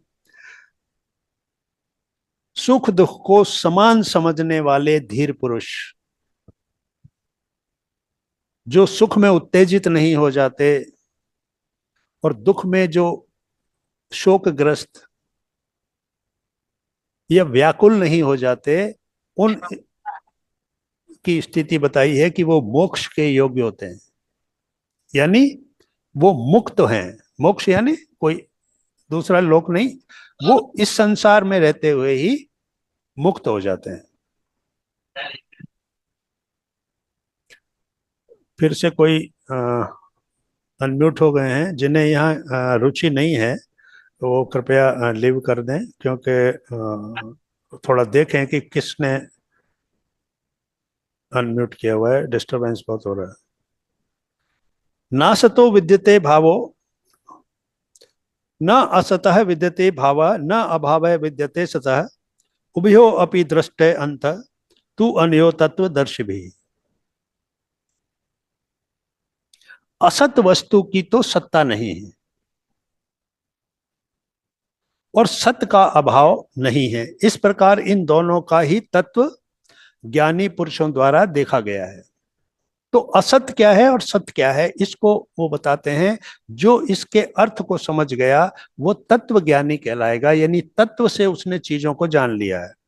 तो असत क्या है, ये संसार, ये शरीर, ये असत है, इसकी कोई सत्ता नहीं है, इसकी कोई गारंटी नहीं है, इसके बारे में कुछ नहीं कहा जा सकता कि कल क्या स्थिति होगी। आज धनवान है, श्रेष्ठ है, बहुत ऊंची पोजीशन में, बहुत पावरफुल है, कल उसकी क्या स्थिति होगी कोई नहीं जान सकता। कल कोई प्राकृतिक आपदा आ जाए और क्या हो जाए कोई कुछ नहीं कह सकता। तो इसलिए असत की कोई सत्ता नहीं है। सत्ता का मतलब जो स्थिर हो, जो हमेशा है, और जो सत है उसका अभाव नहीं है। सत यानी वो आत्म पदार्थ, आत्मा, उसकी कोई अभाव मीन्स उसकी कभी कमी नहीं होती, वो हमेशा रहती है। तो इसलिए जो इसको समझ गया वो तत्व से चीजों को जान गया।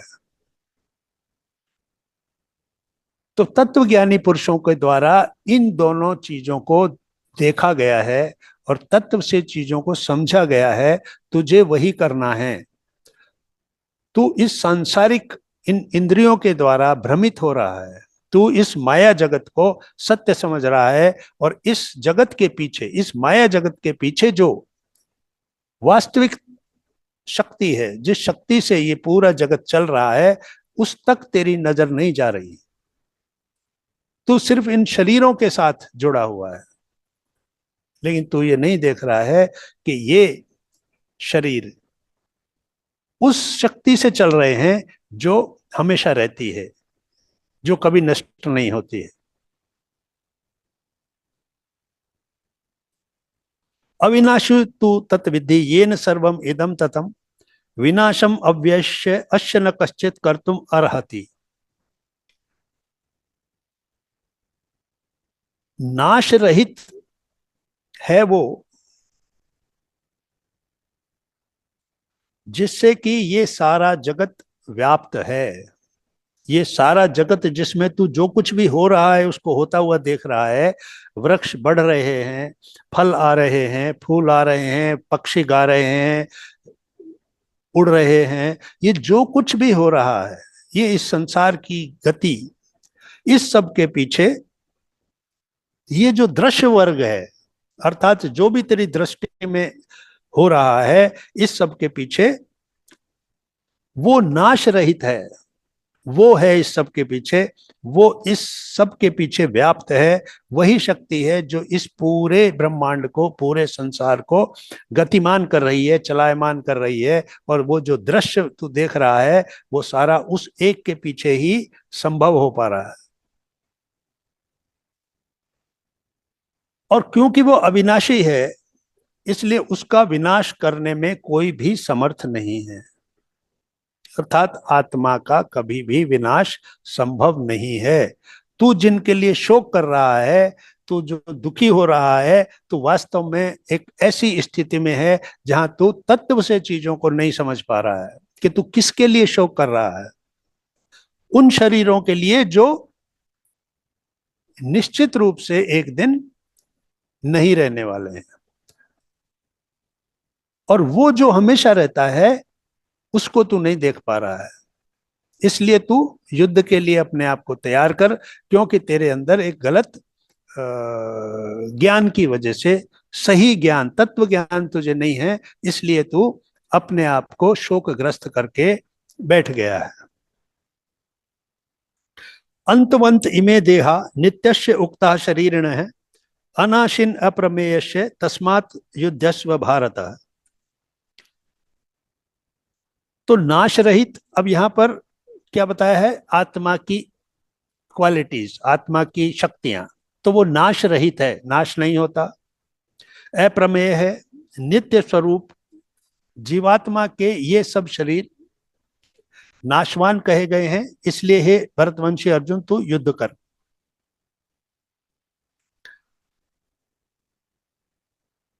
आत्मा के ये सब शरीर नाशवान है, तो एक ही शरीर के अंदर दो सत्ताएं हैं, एक है नाशवान और एक है जिस अविनाशी। तो जो नाश रहित है, नित्य स्वरूप है, वो है जीवात्मा। उस जीवात्मा के जितने भी शरीर हैं वो सब नाशवान है। तो तू उस अविनाशी की तरफ देख। इन नाशवान चीजों को देखकर जो तू मोहित हो रहा है, उस स्थिति से बाहर आ जा और युद्ध कर, यानी अपने कर्तव्य मार्ग पर आगे बढ़। यह एनम वेत्ति हंतारम यह च एनम मन्यते हतम उभो तो न विजानीत न अयम हंति न हन्यते। जो इस आत्मा को मारने वाला समझता है और या जो इसको मरने वाला समझता है, दोनों ही नहीं जानते, क्योंकि वास्तव में न तो आत्मा किसी को मारता है और न ही किसी के द्वारा मारा जाता है। तो यहां जीवात्मा के बारे में, उसकी शक्तियों के बारे में बताया जा रहा है कि उसके शरीर तो विनाशी हैं, लेकिन वो स्वयं अविनाशी है। ना वो किसी को मारता है, ना ही वो किसी के द्वारा मारा जाता है। तो जब युद्ध होता है तो एक शरीर दूसरे शरीर को मारता है, लेकिन दोनों ही शरीरों के अंदर वो अविनाशी आत्मा है, वो वैसे ही रहती है, उसके ऊपर कोई प्रभाव नहीं पड़ता। कैसी स्थिति है? युद्ध हो रहा है, योद्धा मारे जा रहे हैं, पर एक शरीर दूसरे शरीर को मार रहा है, लेकिन वो जो आत्मा है, वो जो जीवात्मा है, वो अविनाशी है, उसका कुछ नहीं हो रहा। ना उसको कोई मार पा रहा है, ना वो स्वयं मारा जाता है, ना वो किसी को मार रहा है। न जायते म्रियते वा कदाचित न अयम भूत्वा भविता वा न भूय अजह नित्य शाश्वत अयम पुराण न हन्यते हन्यमाने शरीरे।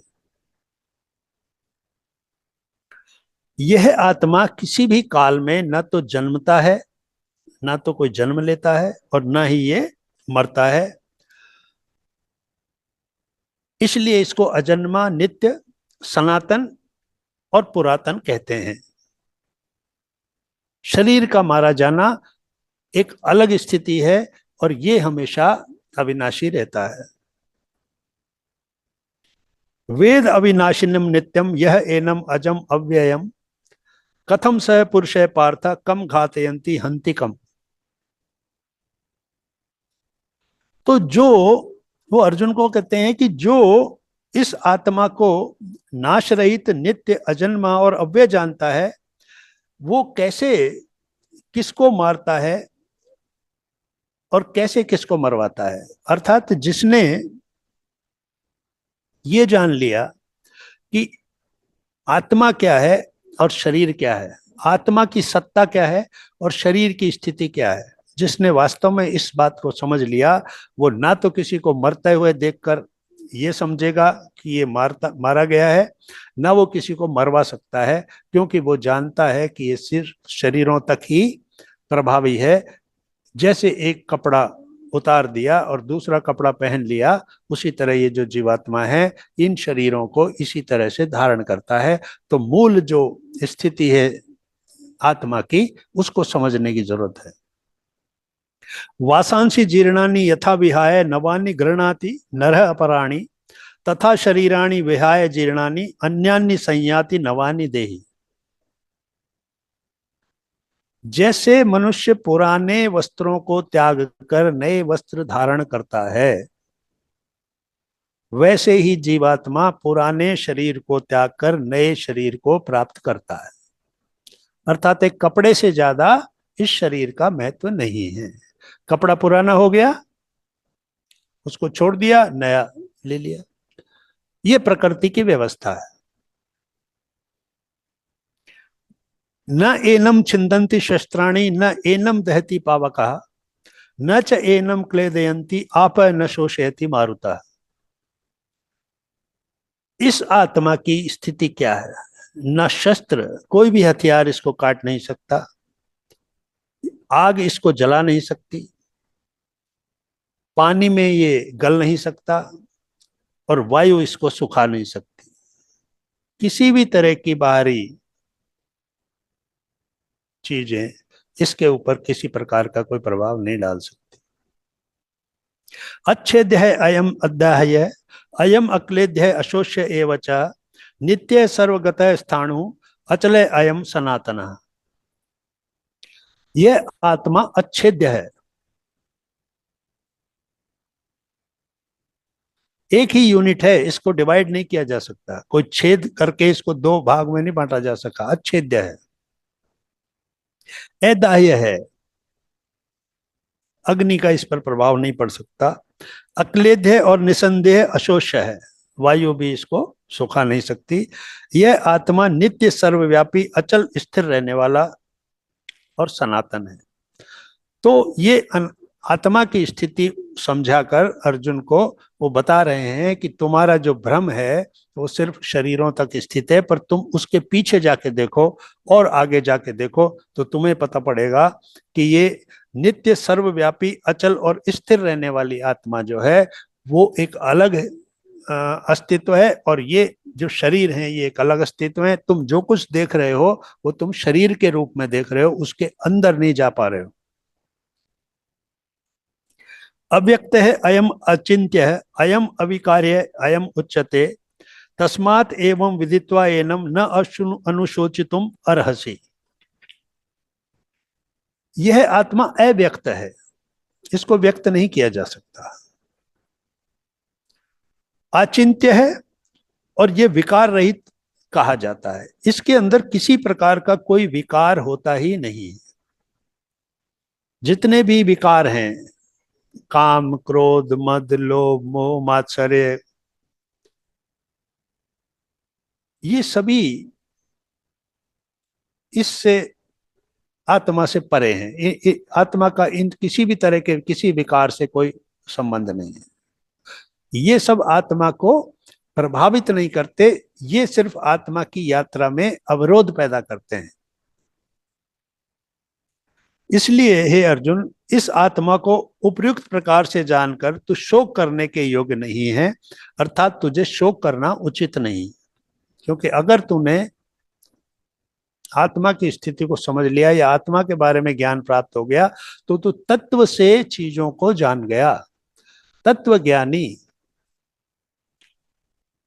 अथ च एनम नित्य जातम नित्यम व मन्यसे मृतम तथापि तुम महाबाहो न एवं शोचितुम अर्हसि।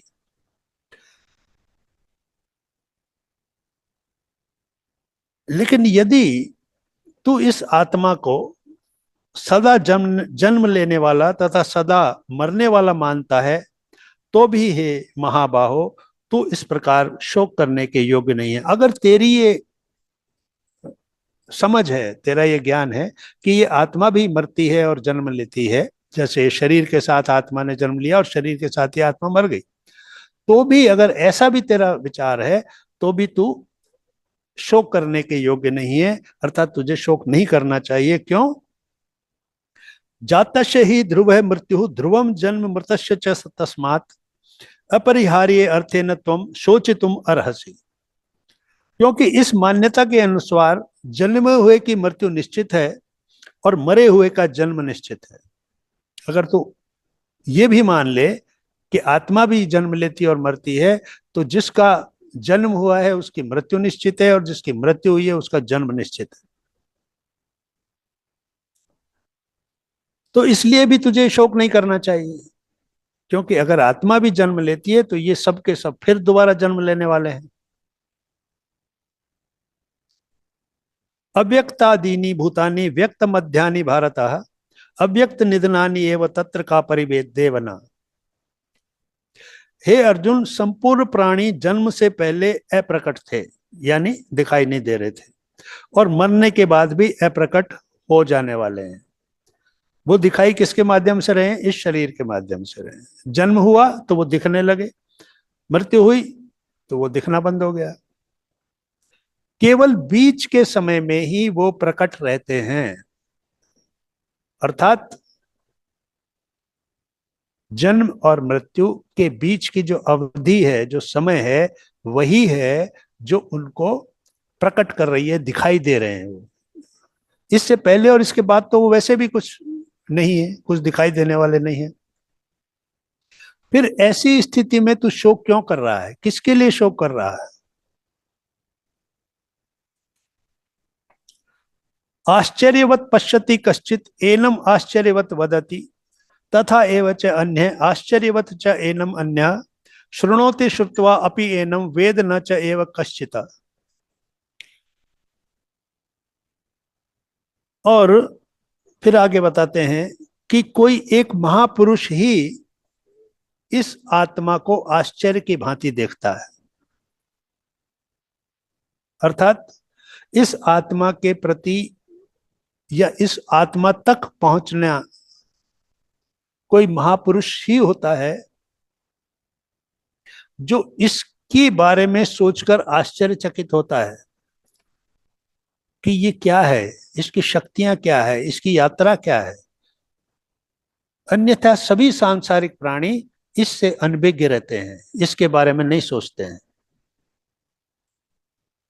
और कोई एक ही विरला कोई महापुरुष इसके तत्व को जानता है। तो कोई तो आश्चर्य से देखता है, कोई उसके तत्व को जानता है, कोई आश्चर्य की भांति इसके तत्व को सुनता है, और कोई ये सब करके भी इसको नहीं जानता। तो ये एक ऐसी शक्ति है कि इसके बारे में कोई बहुत विरला ही इसको जान पाता है, इसके बारे में सुन पाता है और इसके बारे में सुनकर आश्चर्यचकित होता है। देहि नित्यम अवध्य अयम देहे सर्वस्व भारत तस्मात् सर्वाणि भूतानि न त्वं शोचितुम अर्हसि। हे अर्जुन, यह आत्मा सबके शरीरों में सदा ही अवध्य है। शरीर में यह है लेकिन ये अवध्य है, यानी इसका वध नहीं किया जा सकता। अर्थात जब युद्ध हो रहा है तो तुम ये समझ रहे हो कि ये कौन कौन मारा जाएगा, तो ये शरीर मारे जाएंगे। ये जो आत्मा है ये अवध्य है, इसका वध नहीं किया जा सकता। इस कारण संपूर्ण प्राणियों के लिए तू शोक करने के योग्य नहीं है। अर्थात युद्ध के अंदर तुझे ये नहीं देखना है, क्योंकि सिर्फ वो शरीर मारे जाते हैं और वो जो आत्माएं हैं वो फिर नए कपड़े धारण कर लेती हैं। स्वधर्मम अपि च अवेक्ष न विकंपितुम अर्हसि धर्म्यात् ही युद्धात् श्रेय अन्यत् क्षत्रियस्य न विद्यते। तथा अपने धर्म को देखकर भी तू भय करने के योग्य नहीं है। अब यहाँ पर वो उसका धर्म उसको बता रहे हैं, क्षत्रिय धर्म है उसका, क्षत्रिय का कार्य है युद्ध करना। तो इसलिए तू अपने धर्म के अनुसार भी अगर चलता है तो भी तुझे भय नहीं करना चाहिए, क्योंकि क्षत्रिय के लिए धर्म से युक्त युद्ध सबसे बड़ा कल्याणकारी कर्तव्य है। अर्थात जिसका जो धर्म है, अर्थात जिस वर्ण का जो धर्म है, जैसा कर्म उसके लिए निर्धारित किया गया है, अगर वो कर्म करने का अवसर उसको आता है और वो भी ऐसी अवस्था में जहां वो अधर्म के खिलाफ लड़ रहा है, तो ऐसे उसको धर्मयुक्त युद्ध कहेंगे। तो ऐसा धर्मयुक्त युद्ध जो है किसी क्षत्रिय के लिए अपने आप चलकर आ रहा है, तो ये तेरा सबसे बड़ा कल्याणकारी कर्तव्य है। यदृच्छया च उपपन्नम स्वर्ग द्वाराम अपावृतम सुखिने च क्षत्रिया पार्थ लभन्ते युद्धम ईदृशम। हे पार्थ, अर्जुन को पार्थ क्यों कहते हैं? कि उनकी माता का नाम प्रथा था, तो प्रथा के पुत्र थे, इसलिए उनको पार्थ कहते हैं। तो हे पार्थ, अपने आप प्राप्त हुए और खुले हुए स्वर्ग के द्वार, इस प्रकार के युद्ध को भाग्यवान क्षत्रिय लोग ही पाते हैं। यानी तेरे सामने ये जो युद्ध आया है, ये ऐसा अवसर है कि इसे तो बड़े भाग्यवान लोग ही प्राप्त करते हैं, भाग्यवान क्षत्रिय लोग ही प्राप्त करते हैं, क्योंकि ये ऐसा स्वर्ग का द्वार है। क्योंकि अगर तू जीत जाता है तो इस पृथ्वी का राज्य भोगेगा, और अगर तू मारा जाता है तो स्वर्ग के द्वार तेरे लिए खुले हुए हैं, क्योंकि तूने क्षत्रिय धर्म के अनुसार कार्य किया है। अथ चेत त्वम इमं धर्मम संग्रामम न करिष्यसि तते स्वधर्मम कीर्तिम च हित्वा पापम अवाप्यसि। किंतु यदि तू इस धर्मयुक्त युद्ध को नहीं करेगा अगर तू इस युद्ध से मुंह मोड़ लेता है, जैसा कि तू कह रहा है कि मैं युद्ध नहीं करूंगा, तो स्वधर्म और कीर्ति को खोकर पाप को प्राप्त होगा। क्योंकि स्वधर्म क्या है, तेरा धर्म क्या है इस वक्त? क्षत्रिय होने के कारण युद्ध करना, और वो भी धर्म युद्ध है, धर्म के साथ तो खड़ा है। अगर तू ऐसा नहीं करता तो तेरी कीर्ति भी खो जाएगी और तू पाप को प्राप्त होगा, क्योंकि स्वधर्म का पालन नहीं किया, तो वहां तेरे ऊपर एक दाग लग जाएगा। अकीर्तिम च अपि भूतानि कथयिष्यन्ति ते अव्ययाम संभावितस्य च अकीर्ति मरणात् अतिरिच्यते। तथा सब लोग तेरी बहुत काल तक रहने वाली अपकीर्ति का भी कथन करेंगे। तेरे बारे में यही चर्चाएं रहेंगी कि अर्जुन युद्ध से भाग खड़ा हुआ। और जो माननीय हैं, जिनका समाज में मान है, सम्मान है, उनकी अपकीर्ति अगर हो तो वो मरने से भी ज्यादा बढ़कर है। अगर उनके बारे में बुरी बातें फैल जाएं, अपकीर्ति अगर उनकी हो जाए, तो फिर वो मरण से भी ज्यादा बड़ा कारण बनता है। भयात रणात उपरतम मंचन्ते त्वाम महारथाः येषां च त्वं बहुमतः भूत्वा यशस्वी लाघवम्। और जिनकी दृष्टि में तू पहले बहुत सम्मानित होकर अब छोटा हो जाएगा, अभी तक तेरा नाम है, अभी तक तुझे धनुर्धन, वीर, योद्धा, कैसे कैसे नामों से जाना जाता है, और अब तू बिल्कुल बहुत छोटा हो जाएगा और महारथी लोग तुझे भय के कारण युद्ध से हटा हुआ मानेंगे। तेरा ये जो मोह है, इसको कोई नहीं देखेगा कि तू किस कारण अपने स्वजनों की हत्या न करने के कारण, अपने गुरुजनों की हत्या न करने के कारण युद्ध से हटा था। लोग तुझे कायर समझेंगे और भय से के कारण, इतनी बड़ी सेना को देखकर भयभीत हो जाने के कारण तू युद्ध से हट गया, ये बात कहेंगे। अवाच्य वादांच बहुन वदिष्यन्ति तव अहितः निंदंत तव सामर्थ्यम ततः दुखतरम नु किम। तेरे वैरी लोग तेरे सामर्थ्य की निंदा करते हुए तुझे बहुत ही न कहने योग्य वचन भी कहेंगे, क्योंकि हर एक के, सभी के शत्रु होते हैं। तो तेरे जो वैरी लोग हैं वो तेरे बारे में तरह तरह की बातें कहकर तेरी निंदा करेंगे। उससे ज्यादा दुख और क्या होगा जब तेरा नाम बिल्कुल नष्ट हो जाएगा, तेरे बारे में तरह तरह की बातें होंगी, हर कोई तुझे युद्ध से भागा हुआ कहेगा, डरा हुआ कहेगा, तो ऐसी स्थिति को तू कैसे सहन करेगा। हतः वा प्राप्यसि स्वर्गम जित्वा वा भोक्ष्यसे महीम तस्मात् उत्तिष्ठ कौन्तेय युद्धाय कृत निश्चयः। या तो तू युद्ध में मारा जाकर स्वर्ग को प्राप्त होगा, क्योंकि स्वर्ग के द्वार खुले हुए हैं, तूने धर्म युद्ध किया है। अगर तू मारा गया तो स्वर्ग के द्वार तेरे लिए खुले हुए हैं, तो तू स्वर्ग को प्राप्त होगा, अथवा संग्राम में जीतकर पृथ्वी का राज्य भोगेगा। इस कारण हे अर्जुन, तू युद्ध के लिए निश्चय करके खड़ा हो। सुख दुखे समय कृत्वा लाभा लाभो जया जयो तथा युद्धाय युजस्व न एवं पापम अवाप्यस्यसि। जय पराजय, लाभ हानि और सुख दुख को समान समझकर उसके बाद युद्ध के लिए तैयार हो जा। इस प्रकार युद्ध करने से तू पाप को नहीं प्राप्त होगा। तू जय पराजय को छोड़ दे, लाभ हानि और सुख दुख को भी छोड़ दे, सिर्फ अपने कर्तव्य के बारे में सोच और उसी को मानकर युद्ध के लिए तैयार हो जा। इस प्रकार तू पाप को प्राप्त नहीं होगा। एषा ते अभिहिता सांख्ये बुद्धि योगे तु इमाम शृणु बुद्धिया युक्त यया पार्थ कर्म बंधनम प्रहास्यसि। हे पार्थ, वह बुद्धि तेरे लिए ज्ञान योग के विषय में कही गई, और अब तू इसको कर्म योग के विषय में सुन। जिस बुद्धि से युक्त हुआ तू कर्मों के बंधन को भली भांति त्याग देगा, यानी सर्वथा नष्ट कर देगा। तो अभी जो कुछ मैंने बताया, श्री कृष्ण कह रहे हैं कि जो कुछ भी मैंने तेरी बुद्धि के लिए बताया वो ज्ञान के रूप में बताया, ज्ञान योग के विषय में तुझे कहा, और अब मैं तुझे कर्म योग के विषय में बताता हूं। और योग की बुद्धि जब तेरी हो जाएगी, यानी जब तेरी बुद्धि में कर्म योग का ज्ञान आ जाएगा, तो तू कर्मों के बंधन को भली भांति त्याग देगा, नष्ट कर डालेगा, कर्मों के बंधनों को नष्ट कर डालेगा। तो सबसे बड़े बंधन जो हमारे हैं वो हैं कर्मों के बंधन। उन्हीं से बंधे हुए हमारे जीवन का चक्र चलता है, हमारे जन्म होते हैं और हमारे मरण होते हैं।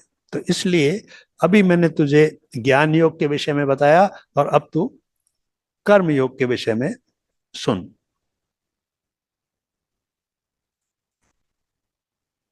ये जो अध्याय है इसके 40 श्लोक हो गए हैं। ये मैंने बताया था कल के ज्यादा हैं इसमें, तो आज हम इसको देखते हैं कि इसमें 72 श्लोक हैं, अभी 40 हुए हैं। तो क्या करें, कल पूरा करें ठीक या? है सतपाल जी, आप हाँ, कल पे पूरा छोड़ दीजिए, हाँ, क्योंकि क्योंकि समय भी बहुत हो गया है। हाँ, समय ज्यादा हो गया, सुनने वाले भी फिर उतना ज्यादा नहीं उसको ले पाते हैं।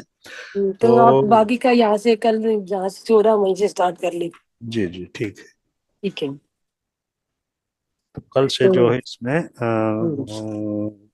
वो वो होगा, ज्ञान योग के विषय में होगा। कल हम कर्म योग के विषय में शुरू करेंगे। जी जी जी। तो थैंक यू सतपाल जी, बहुत सुंदर आपने जानकारी जी और बहुत तन्मयता से दी। तो जी मास्टर, कोई और भी किसी का कोई सवाल है तो पूछ सकते हैं, जी बोलिए। यस रमेश जी, बोलिए। हाँ जी, पहले तो शर्मा जी को नमस्कार। जी नमस्कार। पहले तो नमस्कार इसलिए है वे बहन को भी इसलिए है क्योंकि श्राद्ध के दिन चल रहे हैं, आपकी गीता चल रही है, जी जो एक बहुत ही महत्वपूर्ण है। जी जी जी। दूसरा मेरा सवाल शर्मा जी ये है कि जो ये गीता का ज्ञान महाभारत के मैदान में दिया गया, ठीक है जी, जी महाभारत की लड़ाई आज भी साक्षात प्रमाण है, वो कहीं और नहीं, हमारे भीतर में है। क्या ये ठीक है? हमारे विचारों बिल्कुल की नेगेटिव की है जो ये महाभारत की लड़ाई है। बिल्कुल ठीक कह रहे हो आप, लेकिन वहां हम आएंगे, अभी आगे आएंगे, है ना। अभी आगे की जब अभी ये शुरुआत है, सिर्फ दूसरा अध्याय, दूसरे अध्याय के भी कुछ श्लोक हुए हैं। धीरे धीरे जब हम आगे बढ़ेंगे तो हमें पता पड़ेगा इसको देखने का तरीका है। पहले ज्ञान योग हमने लिया अभी कि आत्मा ही सब कुछ होती है, शरीर नहीं होता।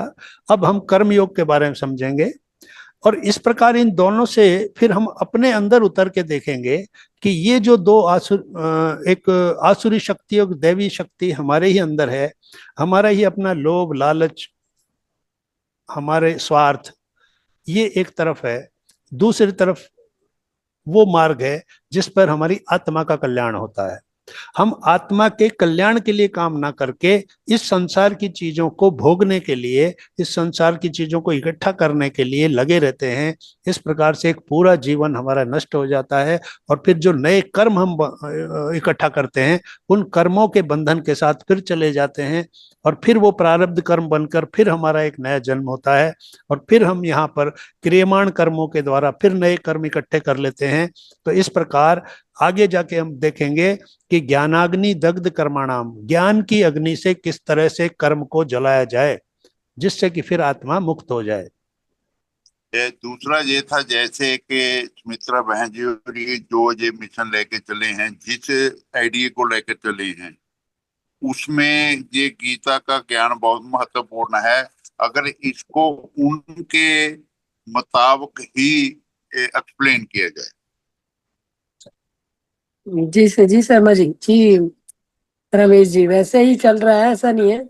और हमारा तो उद्देश्य यही है कि सभी को सब ध्यान में उतरे और अपने आप को जान ले, और अपने ये भगवत गीता से बढ़िया समझाने वाला और कुछ भी नहीं है, कोई ग्रंथ नहीं है इससे बढ़ के कोई भी। जो अपने जीवन में इसे उतार लेगा, जैसे शर्मा जी ने आज इतने प्यार से, इतने सुंदर तरीके से और इतनी व्याख्या देते हुए समझाया है, एक एक शब्द को अर्थ बताते हुए, तो जो इसको जीवन में उतार लेगा वो उसके लिए सामने कुछ आगे कुछ विषाद नहीं रहेगा उसके लिए। जी अर्जुन का विषाद दूर कर रहे हैं अभी कृष्णा। जी तो आप लोग भी ये समझिए कि आप अर्जुन हैं और जो सुनाने वाले सत्यपाल शर्मा जी बैठे हैं वो कृष्णा है। जी। आप अपने आप को अर्जुन की जगह ही खड़ा रखिए और शर्मा जी तो है ही, कृष्ण जो है वो आपको सुना ही रहे हैं। शर्मा जी, आप कहाँ हरियाणा में रहते हैं या नहीं, दिल्ली में? जयपुर में रहता हूँ। अच्छा जयपुर राजस्थान। जी, थैंक तो सतपाल जी महाकुंभ में आने वाले हैं क्या ऋषिकेश? नहीं, मुश्किल है, कुछ प्रॉब्लम है घर में, तो नहीं जा पा रहा हूँ, कहीं भी नहीं जा पा रहा हूँ। अभी बनारस काशी जाना था अक्टूबर में, वहाँ भी मुश्किल लग रहा है। तो हम्म, अभी घर छोड़ नहीं सकता। मदर की तबीयत थोड़ी ठीक नहीं, 95 ईयर्स की हो गई हैं, हम्म, तो उनको पूरा 24 आवर्स उनके साथ रहना पड़ता है। जी। तो ये थोड़ी प्रॉब्लम चल रही है। बहुत सौभाग्यशाली हैं आप। जी, जैसा भी सेवा का अवसर मिला है तो उनका करना पड़ेगा। सर मैं कुछ कहूँ? जी बोलिए हाँ बोलिए। बिल्कुल रमेश जी। मैडम, जिस तरीके से ये सर जी आपने जो एक्सप्लेन किया है ना, और उसको डेफिशिएट किया है, समझाने का तरीका आज ऐसे लगा कि मैं भी 3 बार गीता पढ़ चुका हूँ सर। चौथी बार मैंने शुरू की हुई है अभी। तो उसमें उसमें जो हम अपनी समझ से समझ पाते हैं, लेकिन जो कुछ सामने वाला जो उसको समझाता है ना, उससे हमारे मतलब समझने की जो जो पावर है ना, जो हमारी ग्रेसिपिंग पावर है, वो एकदम से बढ़ जाती है। जी इसके लिए बहुत बहुत धन्यवाद सर। जी, वेलकम, नमस्कार। मैं आपका ऐसे फैन नहीं बना सर। जी अच्छा जी अच्छा अच्छा। रमेश जी अच्छी बात है, बहुत ही अच्छी आपने बोला। और जैसे देखिए मतलब हम कहीं कहीं से हम भगवत गीता के श्लोक उठा रहे थे तो हम सब भूलते, पीछे वो कहते हैं ना आगे चल रहे थे और पीछे झाड़ू लगता जा रहा था। हाँ अभी तो जो वही। हाँ अभी जो शर्मा जी से जिस तरीके से समझा रहे हैं एक एक अध्याय को पूरी तरीके से समझा रहे हैं, ये कि आपको याद हो जाने वाला, आप पढ़ने की जरूरत नहीं रहेगी। हाँ वही वही मैं कह रहा हूँ, जिस तरीके से एक्सप्लेनेशन जो हुआ ना, एक्सप्लेन जो किया जाता है हाँ उसमें हाँ बिल्कुल। समझा दिया जाता है कि भाई ये आगे आगे आप कभी भी इसको कंप्लीट करने के बाद फिर मैं शुरू करूंगा, तो फिर मेरे को मतलब ये शर्मा जी याद आ जाएंगे। मैंने कहा नहीं, यार डोंट वरी, आप चिंता मत कीजिए। अब ये भगवत गीता का हम पे एक वीक में हमेशा चलेगा हमारे पास। धन्यवाद मैम, बहुत बहुत धन्यवाद सर, मैं आपका फैन। Ji, thank you. एक और बात भी बता दूं मैं। मेरा बेटा जो है, वो जब 22 साल का था तो उसने भगवत गीता का वीडियो बनाया बनाना शुरू किया था। अपने खुद की भगवत गीता पढ़ के, 4-5 भगवत गीता अपनी स्क्रिप्ट लिख के उसने वीडियो बनाने शुरू किए थे। और आज वो पूर्ण हुआ है, जब वो 28 साल का हो गया है, तो उसने वो पूरे 18 अध्याय अभिनव कृष्ण गीता के नाम से यूट्यूब पर अवेलेबल हैं। तो मैं जी सुमित्रा जी को उसका वो भेज दूंगा लिंक, तो आप ग्रुप में डाल देना उसको। आप देखिए, 8 घंटे की वो कंटिन्यूअस वीडियो है, और जी एक एक अध्याय से लेके पूरे 18 अध्याय तक कंप्लीट है।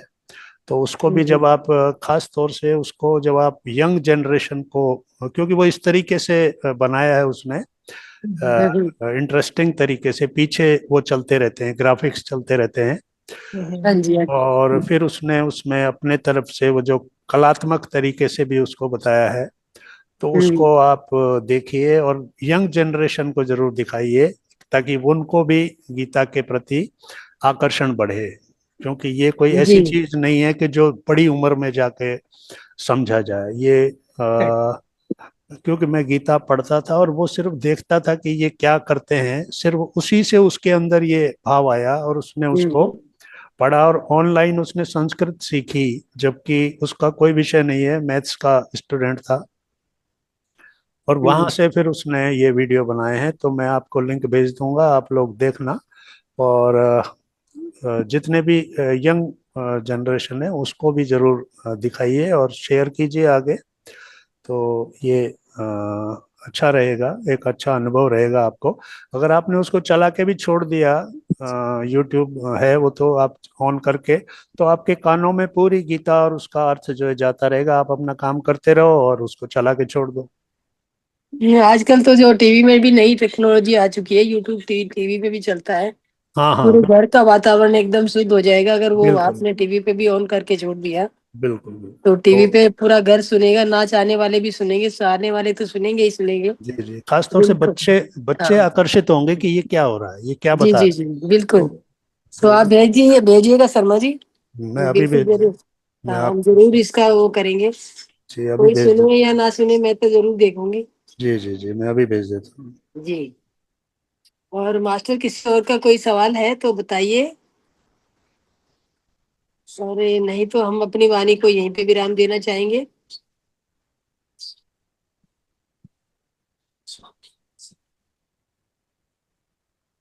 यस ठीक है, मास्टर बोल। जी। देखिए और कोई प्रश्न है, नहीं तो फिर हम आज का ये तो भी कोई बोल नहीं रहे शर्मा जी। ठीक है। तो फिर सभी को प्रणाम, तो शुभ रात्रि। बहुत बहुत धन्यवाद सतपाल जी। जी ये शुभ लक्ष्मी मैम, आप पे समापन कर दीजिए। थैंक यू सतपाल जी, बहुत बहुत धन्यवाद और इतने सुंदर तरीके से वेलकम। बताने के लिए। हमारे किसी पुण्य जन्म कर्मों के ही वो है जो आपसे ये सब सुनने को मिल रहा है। जी जी, मेरा भी सौभाग्य है कि ये चर्चा मैं कर पा रहा हूँ। तो धन्यवाद सभी को। शुभ रात्रि मास्टर। शुभ रात्रि।